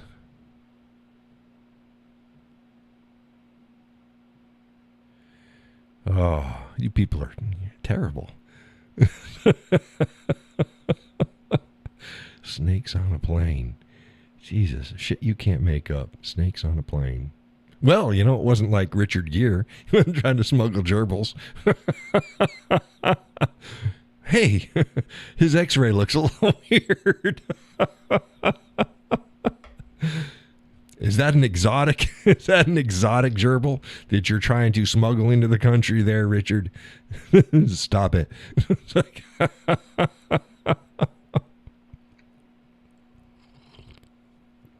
See, you can tell the generation when gerbils. Oh, you don't know about gerbils? I was going to say you can tell the generation if you know the gerbils. Yeah. Let's see here. I don't know whether it's urban legend or what.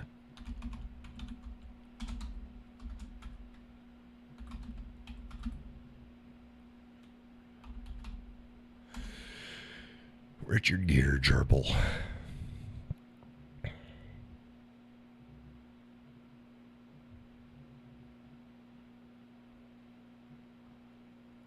Says here Sylvester Stallone started that story. Sylvester Stallone thinks that Richard Gere is still mad at him for starting the whole gerbil in the ass story.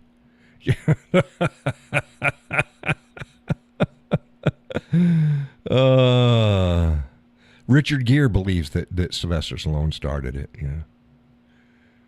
There was no evidence. I don't care if there's no evidence. Is the story real? Don't say, Sylvester Stallone started this. There's no evidence. It's like, doesn't mean that didn't happen.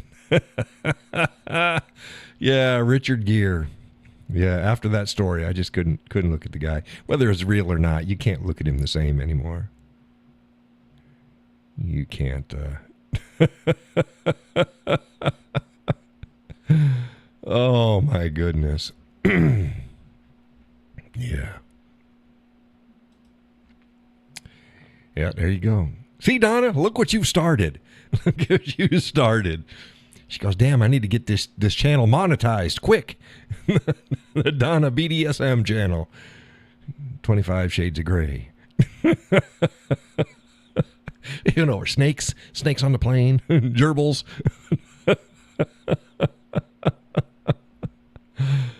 Oh, Donna, you're going to get me in trouble. I'm going to have my channel restricted to adults only. No, the kids don't show up anyways. Except for the kid the other night. I do not think he was 21. He said he was 21. He wasn't 21.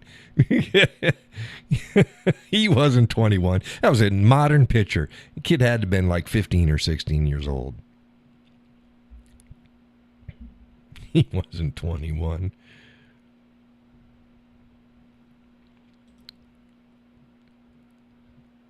"25 Shades of BDS." Yeah.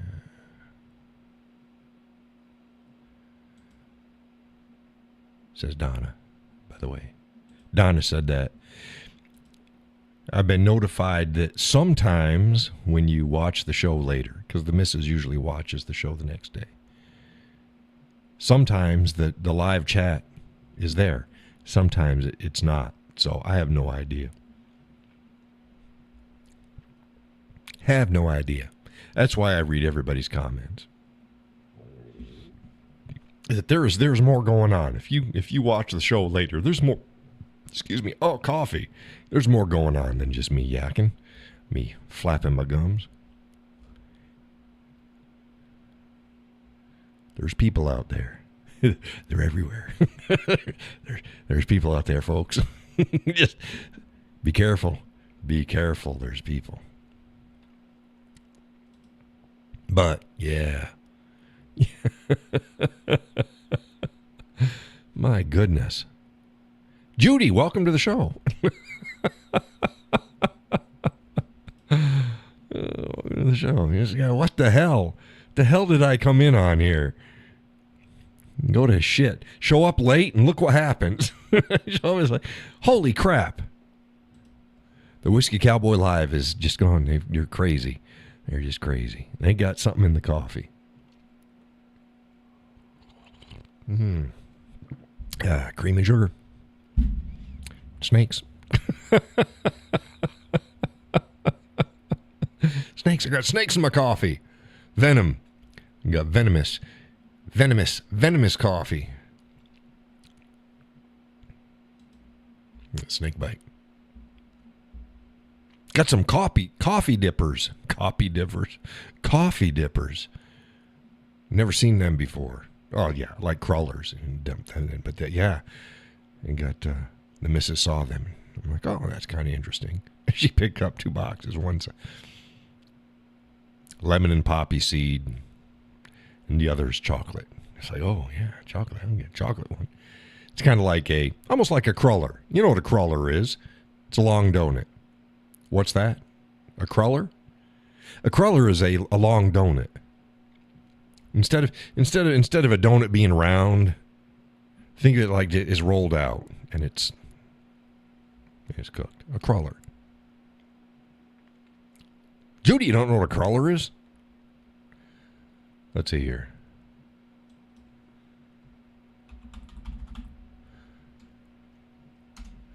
It's a cruller. Oh, this shows a cruller as a damn round donut. It's not. Crullers are long and skinny. See, there we go. Old-fashioned cruller. There we go. I'll pull that up for you. Where the hell is it? Internet. There we go. Internet on. See, they say these are crullers, and these look like regular donuts. You look at that. Looks like a regular donut, but they've got the weird, almost like ridges on them. Now, I'm familiar with these crullers right here. Close this out. They look like this. It's a cruller. Here's another cruller. There's a cruller. These are twisted, but they don't have to be twisted. Cinnamon sugar twist is what this one's called. Laurel says they were my husband's favorite. Yeah, they're easier to eat than a regular donut, but they're just like they're a cake donut, not the fluffy donuts. And oh yeah, they're perfect for dunking in your coffee. Because the other donuts, you have to like break them in half. And then you dunk one half at a time in your coffee if you're going to dunk it. Crullers, you don't. It's just long. Oh, they're yummy. They are yummy. See, these are all round. I've never had the round ones. I've never even seen a round one. I've only seen these long ones. And I like the chocolate ones the best. Chocolate crullers with just a light glaze on them. Donna says we call the straight ones long johns. Ah, see, that works too. I call long johns my thermal underwear. Although technically they're not long johns because long johns I believe are a top and the bottom together, and I don't do that. I don't do that. But yeah. Judy says, anything chocolate gets my attention. Yeah, I got, so we got, I don't know what brand they are, but they're almost like a half of a cruller. And they call them dipping sticks or something like that. They're just fucking half of a cruller. It's fine. So I got chocolate one with a light glaze. That's always my favorite. And I got some other donuts. So I'll have some of them for breakfast in the morning. Before I head out on the road, driving to Vermont. Again.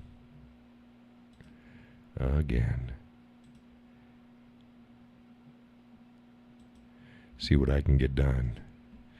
Again. This will be the last of it. Like I said, I got to go and I got to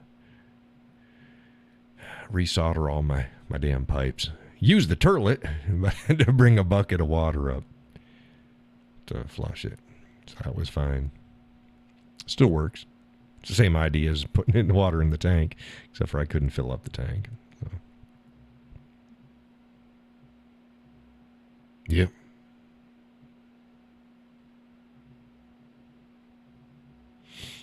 Walk the property line again up there. 2 acres. It's got 2 acres. With nothing to either side. Got no neighbor to the right, got no neighbor to the left, got no neighbor up to the back. It's from there right up into the mountains. So we'll see if I keep the land or not. We'll see. We'll see. See how finances go. We'll see. Don't know.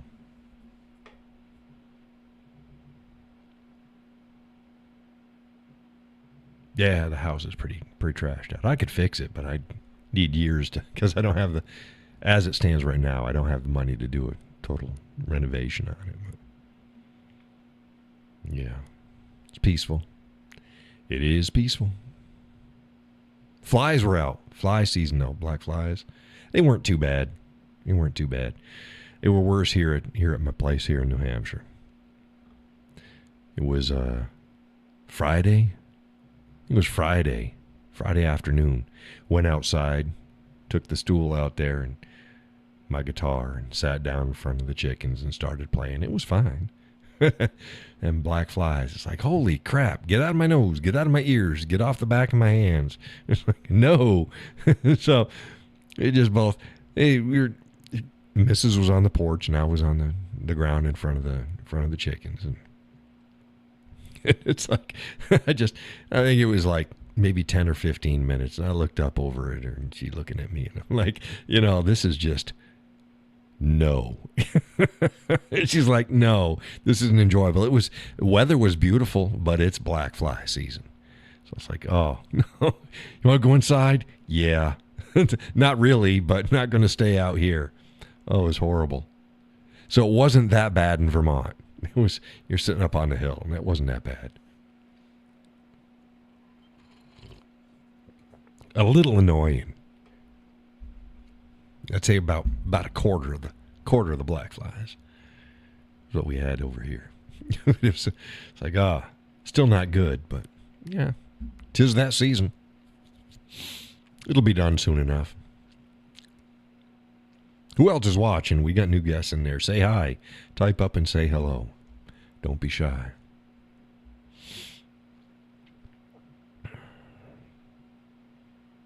Yeah, it's a good place. You like to go out hiking and stuff. That's a property in Vermont's a good place for that. And go out back and just keep going. Just keep going. Ain't nothing up there. Ain't nothing up there. No neighbors. Logging company owns most all the forest up back there. And they just go back in every once in a while.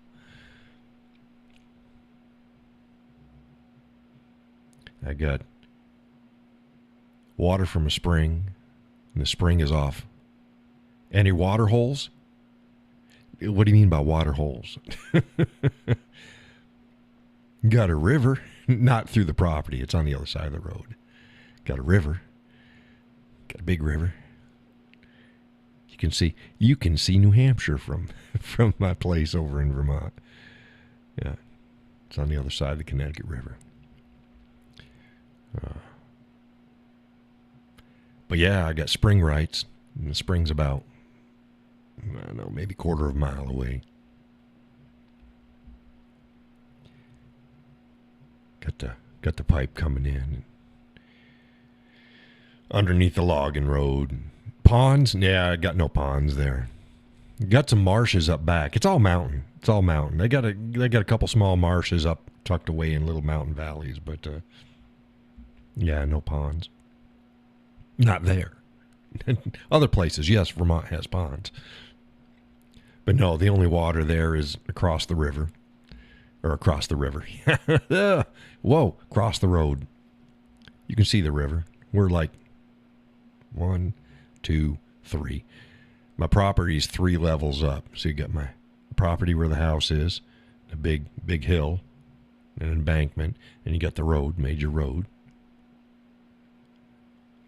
And if you know the area, I don't even have to tell you what road it is because it'll probably only be one road. It goes all the way up. Route 5. Runs along the Connecticut River, north to south.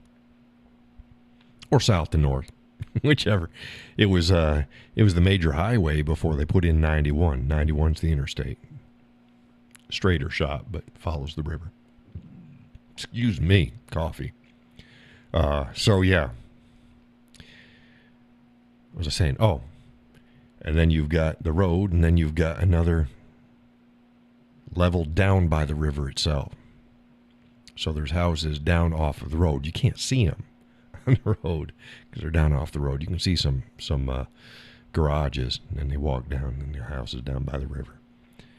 So I'm like three levels up, and then my property has 1, 2, 3. I have three terraces. So you come up off the road and you drive up a hill, and you're on the first terrace. And there's another terrace, and then there's another terrace. So there's 3 areas. There's a bigger area up on the top. Nice place to build a house if you cleared it out. But yeah, I'm not doing that. But, yeah, Gus has been there. Seen the place. So I may keep it. I don't know. I'll see. To see how things go. How money plays out.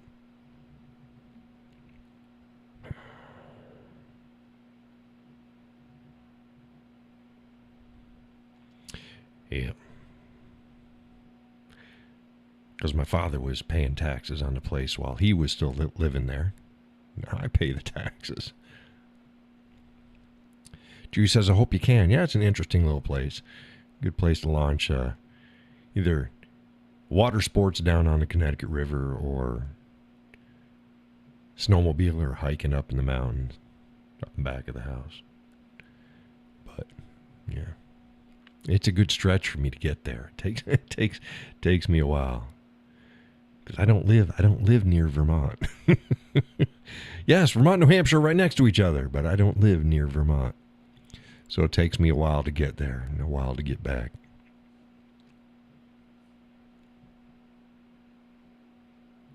Said to the missus, hey, do you want me to just rent a hotel? I'm there because the house, I can't stay in the house. She's like, wish you wouldn't. No, I'm coming home every day. It ain't that far to drive. It's just time and money, but less than a hotel. I'll tell you that much. Plus, I can eat breakfast before I go and just bring my sandwich lunch. Sandwich. She's gonna make myself a grinder. She's gonna make myself a grinder. She's gonna make me a grinder. The works. Now bring that. Iced tea. Yeah, and then come home for dinner. Get showered up. Eat dinner.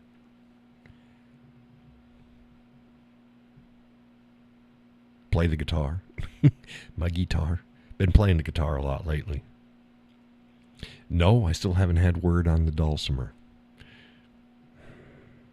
That's one of the issues when you have something custom made from somebody.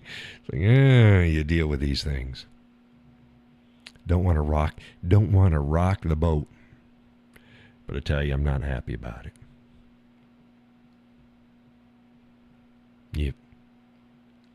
But yeah, so I was hoping I'd be able to go every other day, but it looks like Monday and Tuesday is going to be the best 2 days. Judy says, I was about to ask about the dulcimer. Yeah, I've been itching because I ain't been playing it. I stopped playing in November. So that's November, December, January, February, March, April. No, March. January, February, March, April, May. May, oh yeah. No, wait, so it's November, December, January, February, March, April. May. We're in May now. That's 7 months. Well, 6. It was near the end of November when I commissioned it. If they only knew. If only who knew. If only who knew. What are you talking about, Donna? If they only knew. So I haven't been playing for 6 months because I didn't want to get locked in because the dulcimer that I'm having made is the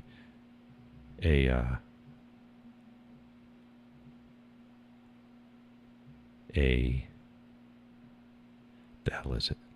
It's not diatonic. Diatonic was the other one. The other, it's all of them. See, look back up. Donna. Pawns? Any holes? Hope you can. Oh my gosh. Anything double chocolate? Yeah, I'm missing it. If they only knew. I hope you can.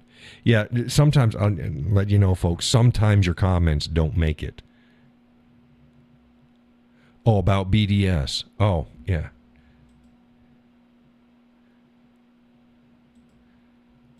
I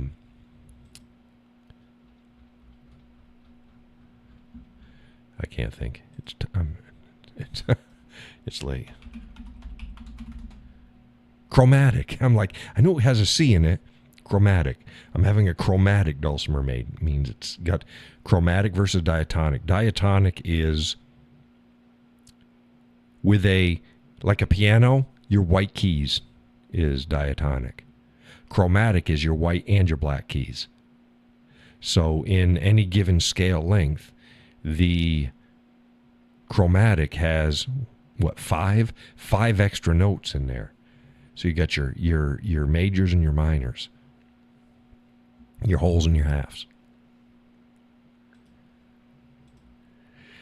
Traditional dulcimers, mountain dulcimers, are diatonic, so they're missing. And then they came out with diatonic plus 1 or 2. Because they're like, I need some more notes. So they give them, and it's like I'm saying, like I said, I'm greedy. Give me all the notes. Chromatic. So you get a lot more notes in there that you can play with. I would rather play the wrong note and learn how to play it right than to want to play a song and not have the note that I need. I don't want to rewrite. You've got to rewrite with a diatonic. You got to rewrite the song. You've got to change it. That's why dulcimer songs played with a classic diatonic, they sound like they do because they're missing the notes. But yeah, it is a ambrosia maple top. Means it's figured. It's kind of got these black lines in it, so it's blonde but with some black lines in it. Ambrosia maple top with a custom Glencairn glass whiskey F-style sound holes, because I'm the whiskey cowboy. And how does it relate to the frets on a stringed instrument? Well, a dulcimer is a stringed instrument. A guitar, we'll go with a guitar. A guitar is chromatic. A guitar has the exact same frets as a piano has keys. Does that answer your questions? Has your holes and your halves. Has your white keys and your black keys. It's all in there. Standard guitar has all of them. It's called chromatic. Diatonic only has the white keys. It's missing the 5 for every scale, for every scale. It's missing the 5 halves.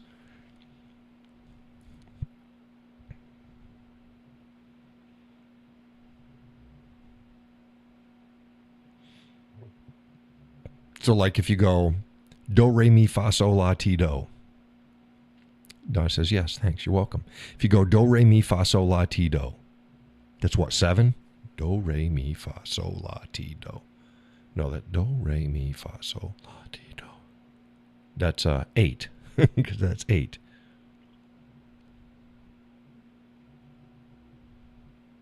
If you went into dulcimer, you could go do, re, mi, fa, sol, la, ti, do. Boom, that's it. So if you want to play the scale in a dulcimer, if you want to play those, you just go fret, fret, fret, fret, fret, fret, fret. Makes it easy to play. You can do hot cross buns and bingo and all sorts of stuff. It's really easy to do. But, like with a guitar, you've got to skip over frets, because if you don't, you're going to hit your half notes in there. You can't just go fret, fret, fret, fret, fret. It doesn't sound the same. You're like, no, there's half notes in there. So, yeah. But the half notes, again, the black keys on a piano allow you to do a lot more things, a lot more. It's more intricate. So like I said, I wanted all of them. It's harder to play. Yes, it's harder to play. But you get all the notes. Get all the notes. I want the notes. Give me them notes. I'm greedy guy. Greedy guy. I couldn't imagine playing my piano. I don't have a piano. Couldn't imagine playing my guitar and not having those notes. I need the notes. Judy says, well, I wish he would hurry up. I can't wait to hear. Yeah, no kidding. Me too. It's like, come on. I'm itching to do it. And you go, well, gee, if you got all the right, it's the same scale, chromatic, as your guitar. You should just be able to just pick right up. No, you can't, because you got to relearn everything. Well, because the strings there's 3 strings instead of 6. And the classic tuning for a mountain dulcimer is DAD. DAA is the other alternate. And there's other ones, but DAD and DAA are the classics. I do DAD. They don't match up with your strings on a guitar. So you have to relearn where everything is. And instead of fretting coming up from underneath the neck of the guitar. So when you fret with a guitar, your fingers are facing towards you. See, just like in the video, they're facing towards you. And your high string is on the bottom, and your low string is on the top. With a dulcimer, it's the opposite. So when you fret, your fingers are going this way. You're not wrapped around anything. You're on this way. You're going this way. Walk like an Egyptian. Psst, snake. Snake's on a plane. No, so your hand's going this way. And the high string is towards you, not away from you. And the low string is away from you, not towards you. Now, I tend to play a lot in the middle string, and that allows me to go deeper away and higher towards me. So yeah, it's not like, you can take all of the songs that you normally play on the guitar and now you can play them on the dulcimer, right? No, because they're not the same. Not the same. How it feels is not the same. And I don't read music. I play by ear. So everything is muscle memory, and I learn where everything is and where it should go. So I'm going to have to relearn all my songs. But again, I stopped playing 6 months ago so that I wouldn't get doubly screwed up moving from a diatonic to a chromatic scale on the dulcimer. There you have it. That's what it is.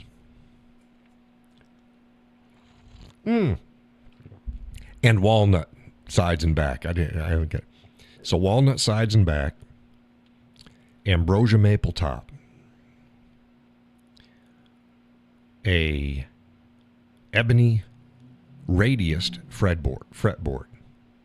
So it's not flat. Normally they're flat on a dulcimer. This isn't. This has got a radius. It's crowned. And on most dulcimers, they don't have their fretboard is on the neck, which is just lays right on the body of the dulcimer. It's just one type of wood. Well, this has 2. It'll have a walnut bridge that it's on, and then the neck, and then overlaying on that will have the radiused ebony fingerboard with radiused frets.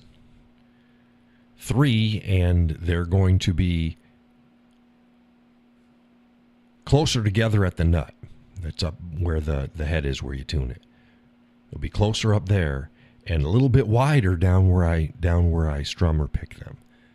And it's going to have the piezo pickups underneath the bridge, and it's also going to have a humbucker electric magnet pickup, similar to on a guitar, electric guitar, and that'll be on the opposite side of my where I strum. There's a strum hollow, and it's going to have MIDI input or XPut. Plug it out into a MIDI processor. So three different ways. And the humbucker is going to be switched. It's a splitting humbucker, so I can go two together. It's just one unit, but it's got two coils. Or I can split and tap one of the coils and just do a single coil. So there we go. So we got 1, 2, 3, 4. 4 ways electrified. Or I can just play it without. And then I can mix. So I can do MIDI. I don't have a MIDI processor, and I'm not getting one right away, but I want the ability. But I could do MIDI, piezo, and either split or humbucking. So you can do that together, or I can just do the electric, the humbucker, or just coil, or I can do just that and the piezo. So yeah, I can do it in any number of ways. Then I can run that through pedals.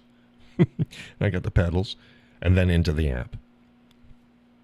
So I can add like chorus to it, and reverb, and delay, and echo, and some cool shit on top of the signal chain going out. So yes, I'm excited too. I'm excited too. We'll get it done. So I'm waiting on that. I am waiting. Yep. So it's going to be pretty cool. Judy says, interesting. It is. Hey, did you notice? Zoom meeting didn't kick me off this time. The last show, it shut down 3 times for idling. This time it didn't. Kept it going. That's right. Good. It should be keeping on going. I am paying. It's not the it's not the free version. I pay for this shit. I mean, folks don't use it all the time, but I pay for it. So there it is. So yeah, it's a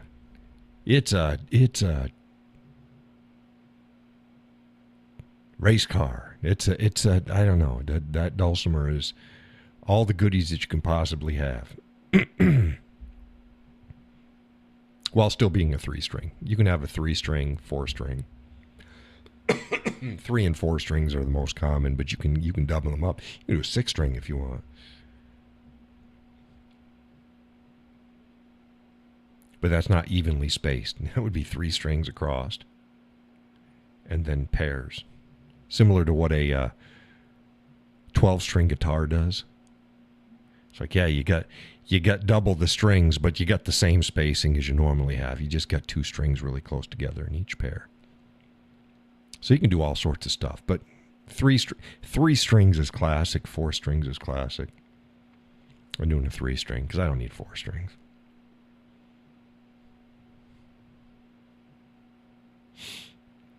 Yep. So, yeah, it's going to be pretty. It's going to be pretty. Until then, I play my guitar. I play it every day. Every day. Whether it's 5 minutes, 10 minutes. I'll get a song in my head, and I was like, oh shit, I can play that. And grab the guitar. Play it. Wake up in the morning sometime with it. I wake up in the morning, almost every morning, with a new song in my head. I don't know how it gets there, but I wake up and the song's in my head. I'll go, okay. I'll go downstairs and I'll pick up the guitar. There we go.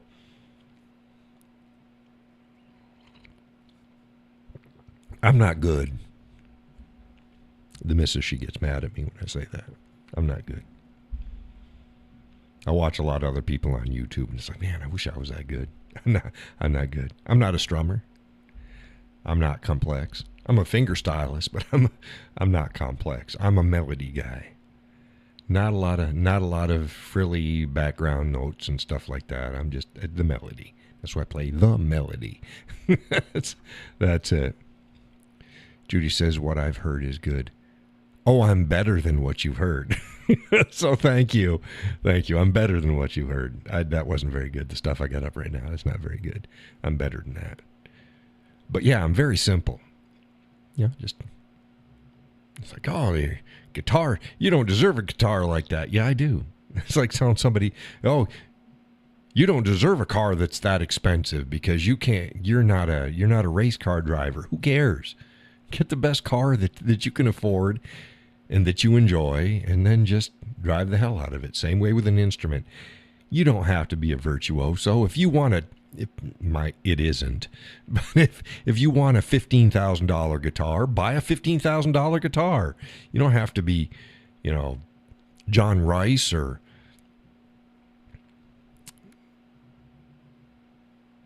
freaking Jimi Hendrix or, you don't have to be these people. If you enjoy it, good. Plus then, look, if the sound sucks, it's because you suck. Not, oh, I can play great, but my guitar sucks. My guitar sings. I love the hell out of that guitar. Now, I got more than one guitar, but my go-to, I love the hell out of that guitar. It sings. And I had other guitars, and they sounded fine. The missus will tell you the first time I got my new one in, my go-to. It's my Taylor 314 CE LTD. Got you've seen it. It's got a burst on the top, satin finish. Ah, she's beautiful. It's a torrified Sitka spruce top.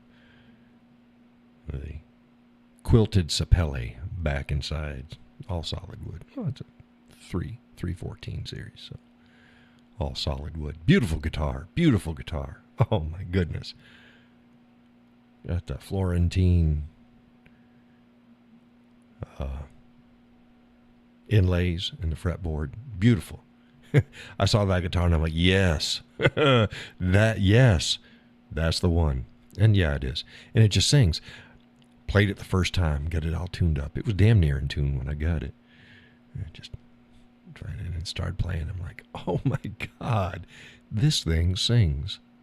My other guitar plays. I play my other guitar.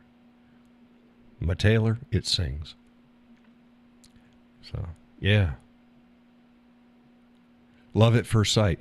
Yeah, and first play, too. I've explained this, too. People buy the wrong damn guitar. When I started playing, aside from when I was a kid, I had a cheap, it was probably about $35, Sears and Roebuck. Called it the Great Pumpkin. Man, that itches. Called it the Great Pumpkin. $35 Sears and Roebuck guitar. Picked it out of the Wish book. Like I said, we got one gift growing up per Christmas. And it had to be pretty low cost. $35 was a good chunk of change back then. And that year, I got the Great Pumpkin. Didn't get it in until, you didn't get it on Christmas. You get it with tax return time. So, yeah. But whatever.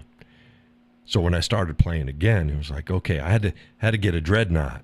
Because Cowboys, they play a dreadnought. That's what bluegrass plays and stuff like that. Got to get a dreadnought. So I just, okay, shop around for dreadnoughts. And boy, got to have a Martin. Got to have a Martin, because that's best, right? Well, arguably. Name brand, it's like, yeah, that's a Martin. So I got to have a Martin dreadnought. Well, couldn't afford a Martin. So I got a Fender. It was nice. Entry level, but it was good. It's good. It makes the, if If you're starting out, you don't want anything less than this. The best under prices. It's like it makes a list every year. Still makes a list every year. Fender. You can probably figure it out if you go and you search and go, oh, best guitar under X, Fender. That's what it is. So, yeah, it was fine. I lowered the action, and it was fine. It plays good. Sounds fine. It was fine. It was fine. But my shoulder started hurting. My shoulder started hurting because just the way it went over the guitar. So I started playing less, and it started hurting. The older I get, the more it would hurt. And I'm a big guy, so it's not necessarily the size of the guitar. I'm 6'4". It's like dreadnoughts aren't huge to me, but something about the way the angle was and stuff like that, and it just right in the shoulder joint. And if it's not comfortable, you don't play it. Well, I ended up at one point going, let's get me a new guitar. Now, I had it's like Martins, and I tried Martins, and the necks were just, they felt like 2x4s in my hand. They just didn't feel right. The neck of the guitar, too big. And I got pretty big size hands, and they're not huge. I got long, thin fingers. So the size of the neck isn't necessarily a problem. It just didn't feel right. And I tried some Taylors, which looked a little soft to me. It's not a dreadnought. No, they're not a dreadnought. So I'd shied away from them, and then I played a couple. I'm like, holy shit. The neck was awesome. Oh my God. And I also discovered, as I was playing more, I don't play group bluegrass. I don't do a lot of strumming. Donna says, sorry, but I'm going to sack out. I'm tired. Night, everyone. Hey, good night, Donna. Thank you for joining the show. Good luck on your new channel. Good luck on that new channel. So, yeah. I'm a finger stylist. Well, Taylor guitars are perfect for finger styling. So I was like, oh, yeah. So I started playing some Taylors, and I'm like, oh, Jesus, this is good. Well, their 14 series, which is their 4 series, because you can have a 1-4 or 2-4. 1 means it's got a different top and sides, and 2 means that it's got the same wood. Whatever, doesn't matter. They're 4 series. Grand Auditorium is dimensionally the same as a dreadnought. Because I did. I measured my dreadnought, and I measured my Taylor. They're the same. They're shaped different. And it's got a smaller waist. And what that does is it drops it down a couple inches. And that couple inch drop from how high the dreadnought sat took all of the stress off my shoulder. Oh, it just melted right into my body. The guitar just melted into my body. The neck it's beautiful. It's fit my hand just right. No shoulder pain. It's like, oh, the guitar that feels right. You play more often. So it's like, okay, there's something to this. There's something to this. And plus, this one's electric. C is cutaway. It's a Grand Auditorium cutaway electric. So I can plug it in. So I can play it at just acoustic, but I can play it through an amp. And I got an acoustic amp for it. So I have an electric amp, and I got an acoustic amp. They're both amps. They're both electric, but you know what I mean. One is for electric guitars, and one is for an acoustic guitar. There's reasons for this, but yeah, you can play an acoustic guitar through an electric guitar amp. You can do it. I tell you, it'll probably sound like shit most of the time. That's why people, if they've got both, they have an amp for each. So I have my I got a Fender Mustang 25 for the electric, and I got a Fender A40 for my acoustic. So I plug in, and I can just...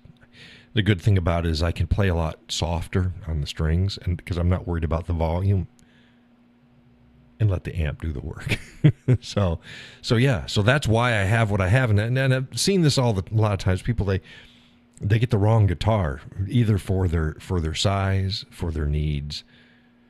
Not all guitars are for the same damn purpose. So I just love Taylor's. So, and this was a limited edition. I saw it because most of the Taylors are blonde, natural color in the front, light. Mine isn't. It's got a light brown top with a tobacco burst around it.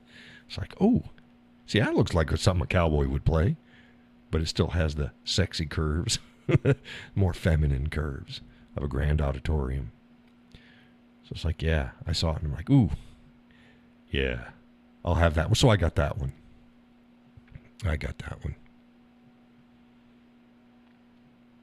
And the missus loves it, and I love it. Like I said, I play every day something. I'm going to play something. If you're walking around and get a song in the head, hear a song, something comes up. It's like, oh, I bet you I can play that. Okay, go over there, sit down, because I keep a stool. I got my amps, and I got my stool, and I got my guitars. In the living room, and they're over by the TV. We don't watch the TV very often, so I sit in front of the TV. You've seen, I've posted pictures. I sit in front of the TV, and I'll pick up my guitar, and within 2 or 3 minutes, there's the song.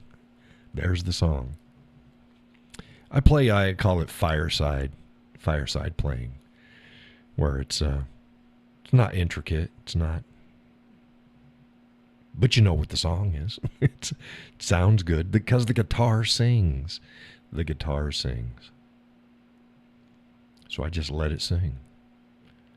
How hard I play the strings, how I slide. I got a particular style. That I have worked up. You can tell different artists by their styles. You go, I can tell Clapton. Oh, that's Clapton. You can tell Satriani. Oh, that's Satriani. Just by listening to how they play. Stevie Ray Vaughan. Oh, man, he's awesome. Was awesome. He's dead. Jim Rice has a style. Now, don't think that I am comparing myself to any of these absolutely fantastic players, but they're just demonstrations. Willie Nelson has his style. If you listen to Willie, he's got a style that he plays. Well, I'm the same way. There's a style that I have. The way I slide my notes. You can have a clean note, and you can have a slidden note. That's a new cowboyism right there. Slidden note. Where you slide. So you hear the notes as it's going from one note to the other. You know what it sounds like. You're sliding it. Now, depending upon where the song is and where the note is in the song, sometimes I'll play a clean note. Sometimes I'll do a slide. I will use different strings purposely to get a slide, when all I had to do is jump up one string and one fret. Instead of sliding 3, I'll slide 3. It's a style to make the guitar sing. Judy says, I love listening to the guitar. It's beautiful. It is. I love listening to it as long as I'm not a big strummer guy. I like to hear finger styling. Bluegrass is fine, and flat picking is fine. But just strumming, I could take it or leave it. And I can't. Strumming is good for if you sing along with it. That's fine. I can't sing and play at the same time. I can do one or the other, either sing or play the guitar. Because I try to do both. I either forget the words or I screw up the song on the guitar. I play melody. What you hear the person singing in the song is what I play on the guitar. And then I use my style and the strings sing. So I either like, again, clean note or slid. So it's just pleasing to the ear. So that's how I play. I just call it porch picking or fireside. Just, it is what it is. There's a lot better players than me out there. Doesn't mean they enjoy it more than me. Some might. Some might. But I enjoy the hell out of playing. So, and it doesn't fuck up my shoulder. Again, just an inch here, just a drop a little bit. It just totally changes. Sometimes my muscle, my shoulder muscle might ache, but that has nothing to do with the guitar. That's usually I either just worked it too hard the day before or something like that. But the shoulder joint, like right in the joint itself, like you were taking a nail through it. And that's where it was just hurting because it was just, it doesn't happen anymore. It doesn't happen because now I got the right guitar. Got the right guitar. It's beautiful. Yep. Taylor makes some nice guitars. They're not for everybody. If you're a bluegrass player, you're probably not gonna want a Taylor. That's not what it's for. But if you're a finger stylist and you don't need a lot of bass, finger stylists don't. Taylors are wonderful. They're good for what they do. And knowing what you want to do and what you need to do is very important. Because again, the dreadnought, you can do everything on the dreadnought. You can finger style on the dreadnought. It just doesn't, it's not as good as on a Taylor or other brand of guitar that is specifically made for finger styling. So there you have it. Find what you do and then get the right tool. And then don't worry about, just get the best that you can do and then just do. It's, there's always something better. No, just learn that instrument and make it sing. Laurel says a lot of people don't realize that the instrument has to fit right. Yeah, it does. It's like, in guitars, hugely important. Hugely important. That's also part of why a lot of people start playing the guitar and then they stop. Because number one, they get a cheap guitar. And then it doesn't sound good. If your guitar doesn't sound good, you're not going to want to play because you want to hear yourself playing something. That's why I always say, get something better than what you think you are, because the instrument's going to sound good. Even if you're not proficient at it, your note will sound good if you're mechanically doing the note right.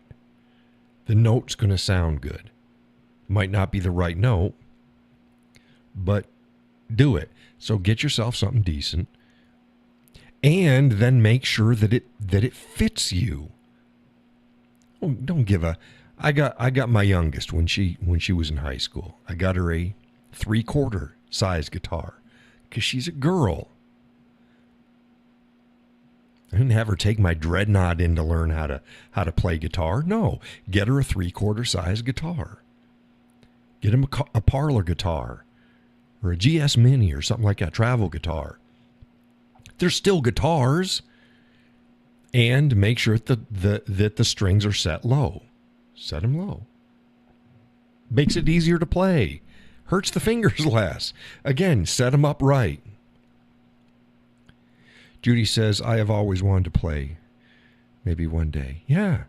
There's no time like the present. Don't spend anything under $350, but there's a lot of great guitars out there. Hell, if you got closer to 800, and I know that's a lot for a lot of people. No, I get it. That's why my other guitar was not $800. It wasn't an $800 guitar.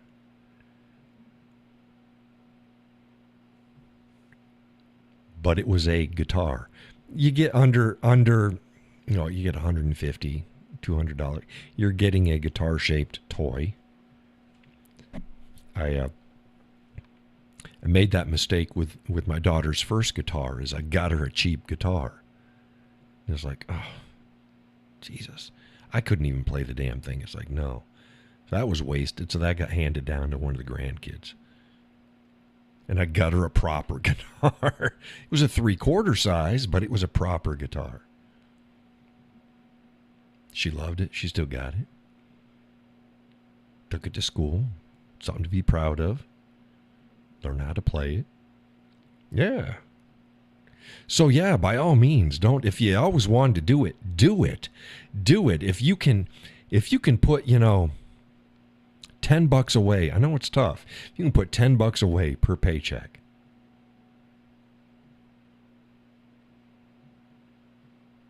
Within a year, you've got enough to.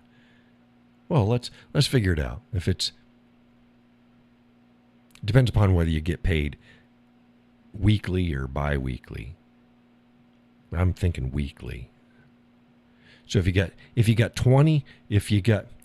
paid $10 a week. $10 a week. That's $40 a month, right? $10 a week.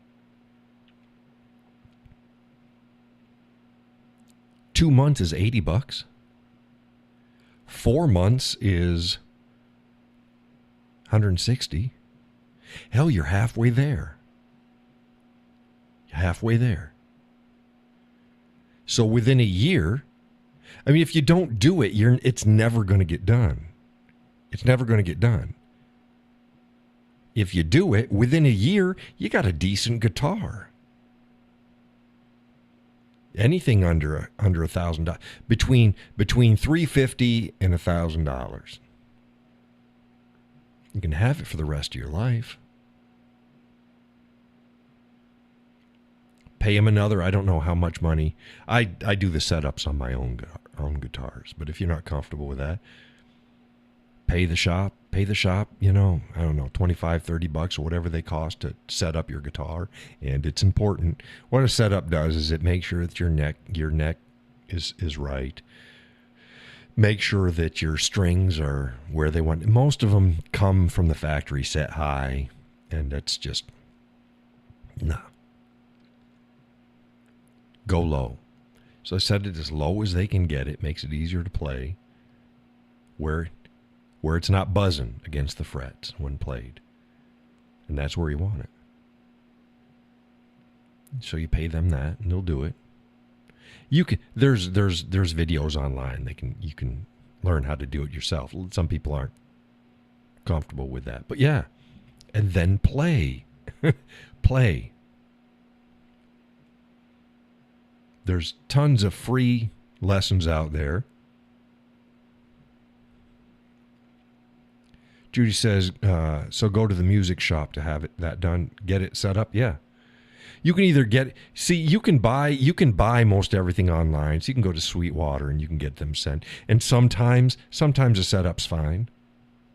Sometimes it's not. Even my tailor, and tailors are notorious for having good setups. Even my tailor, I dropped it just a little bit. Just a little bit. But yeah. And most of the lower end guitars, they're set high. They're set high from the factory. So, yeah. If you bought the guitar at a guitar shop, you can just tell them, do a setup for me. And say, you don't even know what the hell you're saying. Just do a setup for me and set it as low as you can set it. That's all you need to tell them. They'll know. They'll know what to do, and they'll set it up for you. You may have to leave it there another day, or sometimes, hell, it only took me 15 minutes, with mine, just to make sure that I got it right. It took me only 15 minutes. Same way with changing strings. You can bring your guitar to any guitar shop, and they'll change your strings for you. So you can buy a set of new strings and have them changed.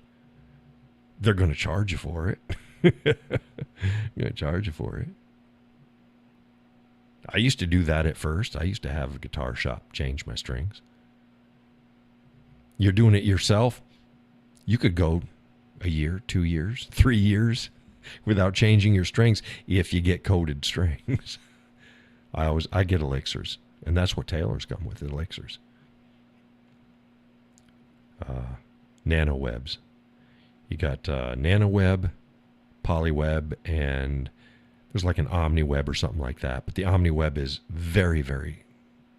It's actually like omni, nano, poly for the thickness, and the more coating on the string, the duller the sound. Now I like dull sound, so I just, as long as my strings aren't tarnishing, I'll still play them because it sounds good to me. But yeah, I always get a coated string. Elixirs aren't the only coated brands out there, but I recommend people get coated strings. Unless you play a lot and you change your strings a lot. There's some people that change their strings once a month. Professional artists out there, and that they're going to concert, they'll change their strings before every concert. So, yeah. Me, no. When they start corroding and I don't like them anymore, I get a new set because they corrode because the coating on the outside of it wore off, and I have a high pH balance or something like that, so it tends to corrode strings. So if I use uncoated strings, they just get crapped out too fast. So yeah, and by any means, if you're looking to do that, just shoot me off a message and I'll point you in the right direction. Say, I want to spend X amount of money, and I'll let you know what I suggest the guitars should be and what you need to get done. But yeah, if you don't start, it's like, oh, I've always wanted to do that. It's like, Dad, stop. No. If you always wanted to do it and it's realistic, it's not like, I always wanted to be an astronaut. Well, Jesus Christ, you're in your 50s. You're not going to be an astronaut now. But hell, being in your 50s, Judy, you're in your 50s. You can start playing the guitar now. You'll be fine. You'll be fine. So yeah, you got to make a plan and set it and say, okay, this is what I want to do by the end of the year or by next year this time. I want to start doing this. Whatever the activity is, just you set it in your mind. It's the same way as, oh, I'd like to start hiking, but not today. Nah, start taking walks today. Start taking walks today.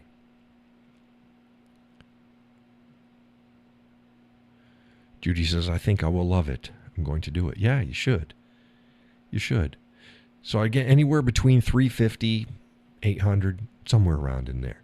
You can get yourself you can have a nice guitar. Guitars are so much better now, and now's the time to do it. Even though the prices have gone up, well, the time to do it was really probably about 5 years ago. The prices have been going up since then. But yeah, a $600 to $800 guitar now is worth $1,000, $1,500 10, 15 years ago. The quality has gone up. They are so good. And Taylor, their 100 series, oh my God. You could basically get the same guitar I've got, but in the 100 series and not 300 series, and it's still going to sound great. In the 100 series, they use laminated woods instead of solid woods. You'll never know the difference, especially starting out. But they're good guitars. They are good guitars. And depending upon your size, you go with the 12 series. Don't go with the 14 series. Go with the 12 series. It's even smaller. You go, oh, Judy, how tall are you?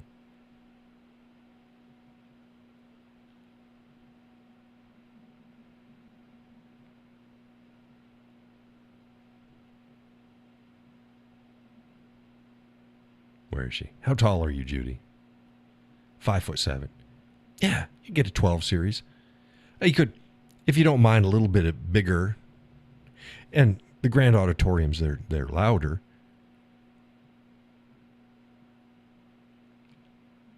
Do you have a guitar? Do you have a guitar shop in your area? Or are you going to have to do everything online? Oh, you got to have a guitar shop.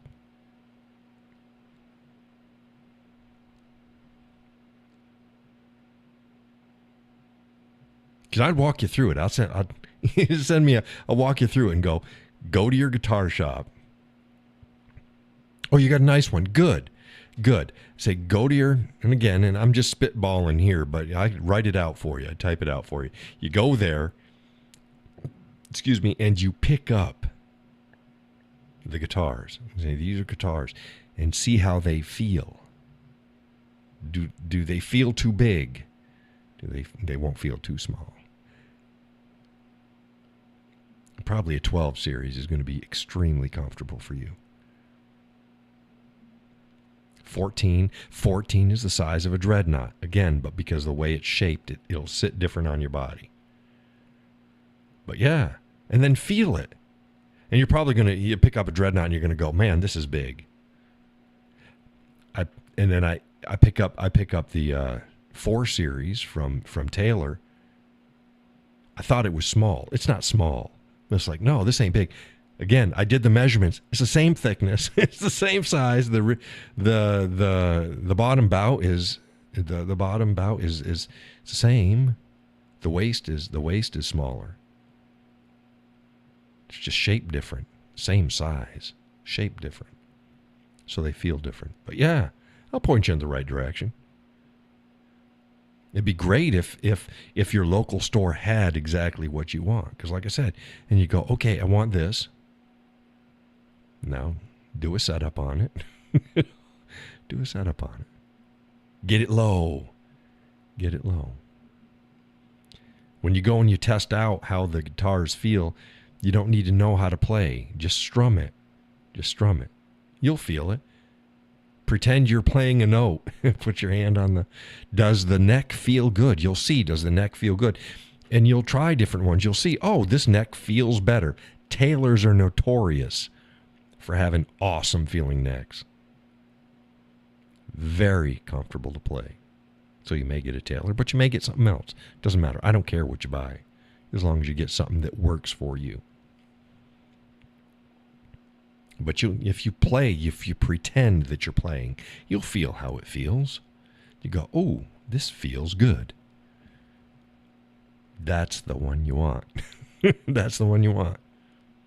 But like I said, you're going to want 350 to 1,000, someplace in there, 350, 800, someplace in there. You can get some damn good guitars for about 6. You can get some damn good guitars for about 350. It just depends.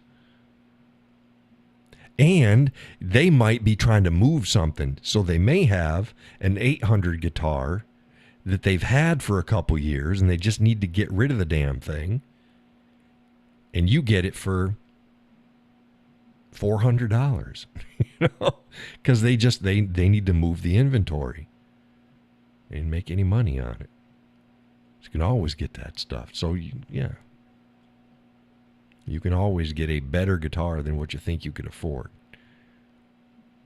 So, yeah. Do it. Do it.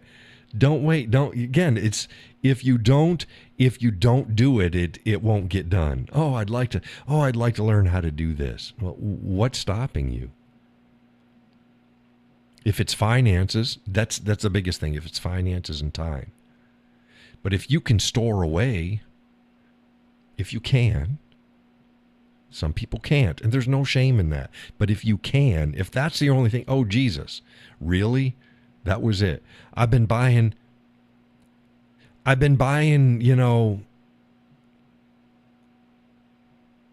donuts or whatever. You know what I mean? I don't need those. Well, there you go. There's half of your money each paycheck.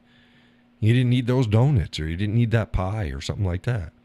You can pick it up after you get it, but just set that little bit aside. And then 6 months to a year, you've got what you need to do what you need to do it with. It's like watching Gran Torino. And he's explaining to Toad about all the tools and stuff he has in his garage. It's like, no, I didn't just get this stuff overnight. I got this here, and I got this here, and I got this here, and I got this here. But if you don't get those, you don't end up with all the tools that you have. So yeah, if you can do it, and I don't try to shame people. Look, if it's out of your budget, it's out of your budget. Then there's other ways that that it can be done. But if you can, oh my goodness. Wouldn't it suck? You're 70 years old and you're still going, man, I wish I'd learned how to play the guitar. You could have. You could have, but you didn't. Why didn't you? Like, Jesus, man. Stuff I've got, I didn't get them overnight. A little bit here, a little bit there. Set this aside, set that aside. I'm still got another pedal on the list, but I'm using the reverb off of my amp right now. I want a reverb pedal. That's another $50. I don't need it right now, so it doesn't go into the budget. Judy said, I've already thought those thoughts. Yeah. It's like, gee, I wanted to do this since I was 30. Or I wanted to do something 25, and now I'm in my 50s. Well, what the fuck was stopping you? Gee, I wanted to do it when I was 40, and now I'm 65. Oh, what the fuck was stopping you? I'm now 50 years old, and I want to do this. Well, now you're 75. What the hell was stopping you? Sometimes there's legitimate reasons. Most of the time there's not. Talked about this about priorities and people in their financial situations. Priorities. People have more money than they think. Jesus, I got no money. What are you spending it on? Priorities. What are you spending it on?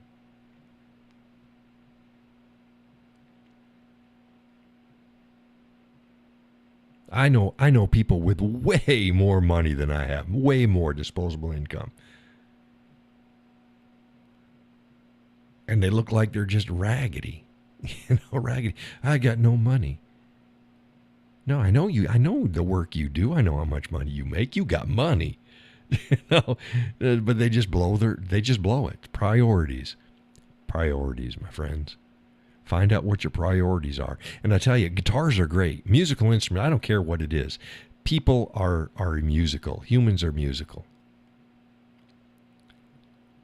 And a guitar or a similar instrument, it's just, you can't pay for the joy that it can bring you. And once you have it, it costs you nothing except for what, $15, $20 for a string change? And that's good strings. That's good strings. People go, oh, those are expensive strings. Yeah, they're expensive if you do it every week. Like I said, mine, hell, they'll last a year and a half, 2 years, whatever. $15, $20 every year is nothing. Nothing. It's like with canoeing. Yeah, it costs you to get the canoe and stuff. Once you have it, doesn't cost you anything. You got no insurance to pay on it. You got no registration to pay on it. You got no gas to put into it. You just get up and go. Judy says, I love music. It's all I do is listen to it. It would be amazing to actually make some. Right. You'll find yourself, you listen to a song on the radio, get in your head and go, oh, I'll bet you I can play that. I'll bet you I can play that. So go pick up the guitar and play it. Find the song. There's days I can't find anything. I know I got quite a repertoire. There's some days I pick it up, it's like, oh Jesus, nothing's there. Nothing's there. It's because I don't read music. I don't play by the notes. I play by ear. So the song is either there or not. I know muscle memory. I know where it's at, but sometimes I can't play. Then there's other days. Today was like that. Just one song after another, just rolling into the other. It's like, oh, so cool. It's so cool. But yeah, so do it. Do it. Everybody should do it. Find out something that you're going to do. And more so something that once you made the initial investment, it doesn't keep costing you. You can enjoy it. You can take it anywhere. Take it to a park. Play your guitar at a park. Take it to a lake. Oh, I love playing at lakes. So peaceful. You're playing. You find a park bench and sit and play. You don't have to worry about other people. You're not putting on a concert. You're playing for yourself. I did that before. And go out to Massabesic and sit there. You go, I can't hear you. I can't hear you. It's like, I'm not playing for you. I'm not trying to be rude, but look, I'm not here to put on a free concert. I'm here playing. I'm playing. Me and the missus, we're sitting here. She can hear me. She's sitting right next to me. I'm not playing loud. playing softly. We can we can both hear it. So yeah. It doesn't cost you anything. A picnic lunch, your guitar, and a lake. There you go. As long as it's got a bench, you don't even need to bring a chair. I usually keep a chair in the car.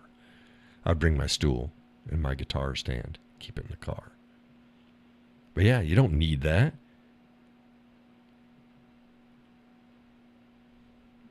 Laurel says, I'm going to go.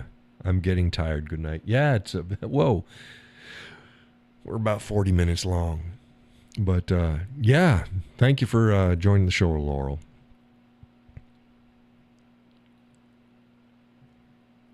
Next show should be Wednesday, hopefully. See how things go. Should be Wednesday. But I should shut it down. Judy got me yakking again. He said, Judy got you yakking. You ain't stopped talking since you started the show. Yes, it's because it's the show. Laurel says, great show. Thank you, Laurel. But yeah, anybody out there listening, find something that you... And interest, I don't care if it's learning how to do yo-yo tricks or something. No, don't apologize, Judy. Don't apologize. Yeah, I don't care what it is. You want to learn to use chopsticks? Go buy some chopsticks and learn how to use chopsticks. Just don't sit back and let the time pass you by. You want to do it? Go and do it. You want to learn how to knit or crochet? Do it. Doesn't cost that much to get going. You want to draw? Go down to, Walmart, but whatever. Get yourself a drawing pad and some pencils and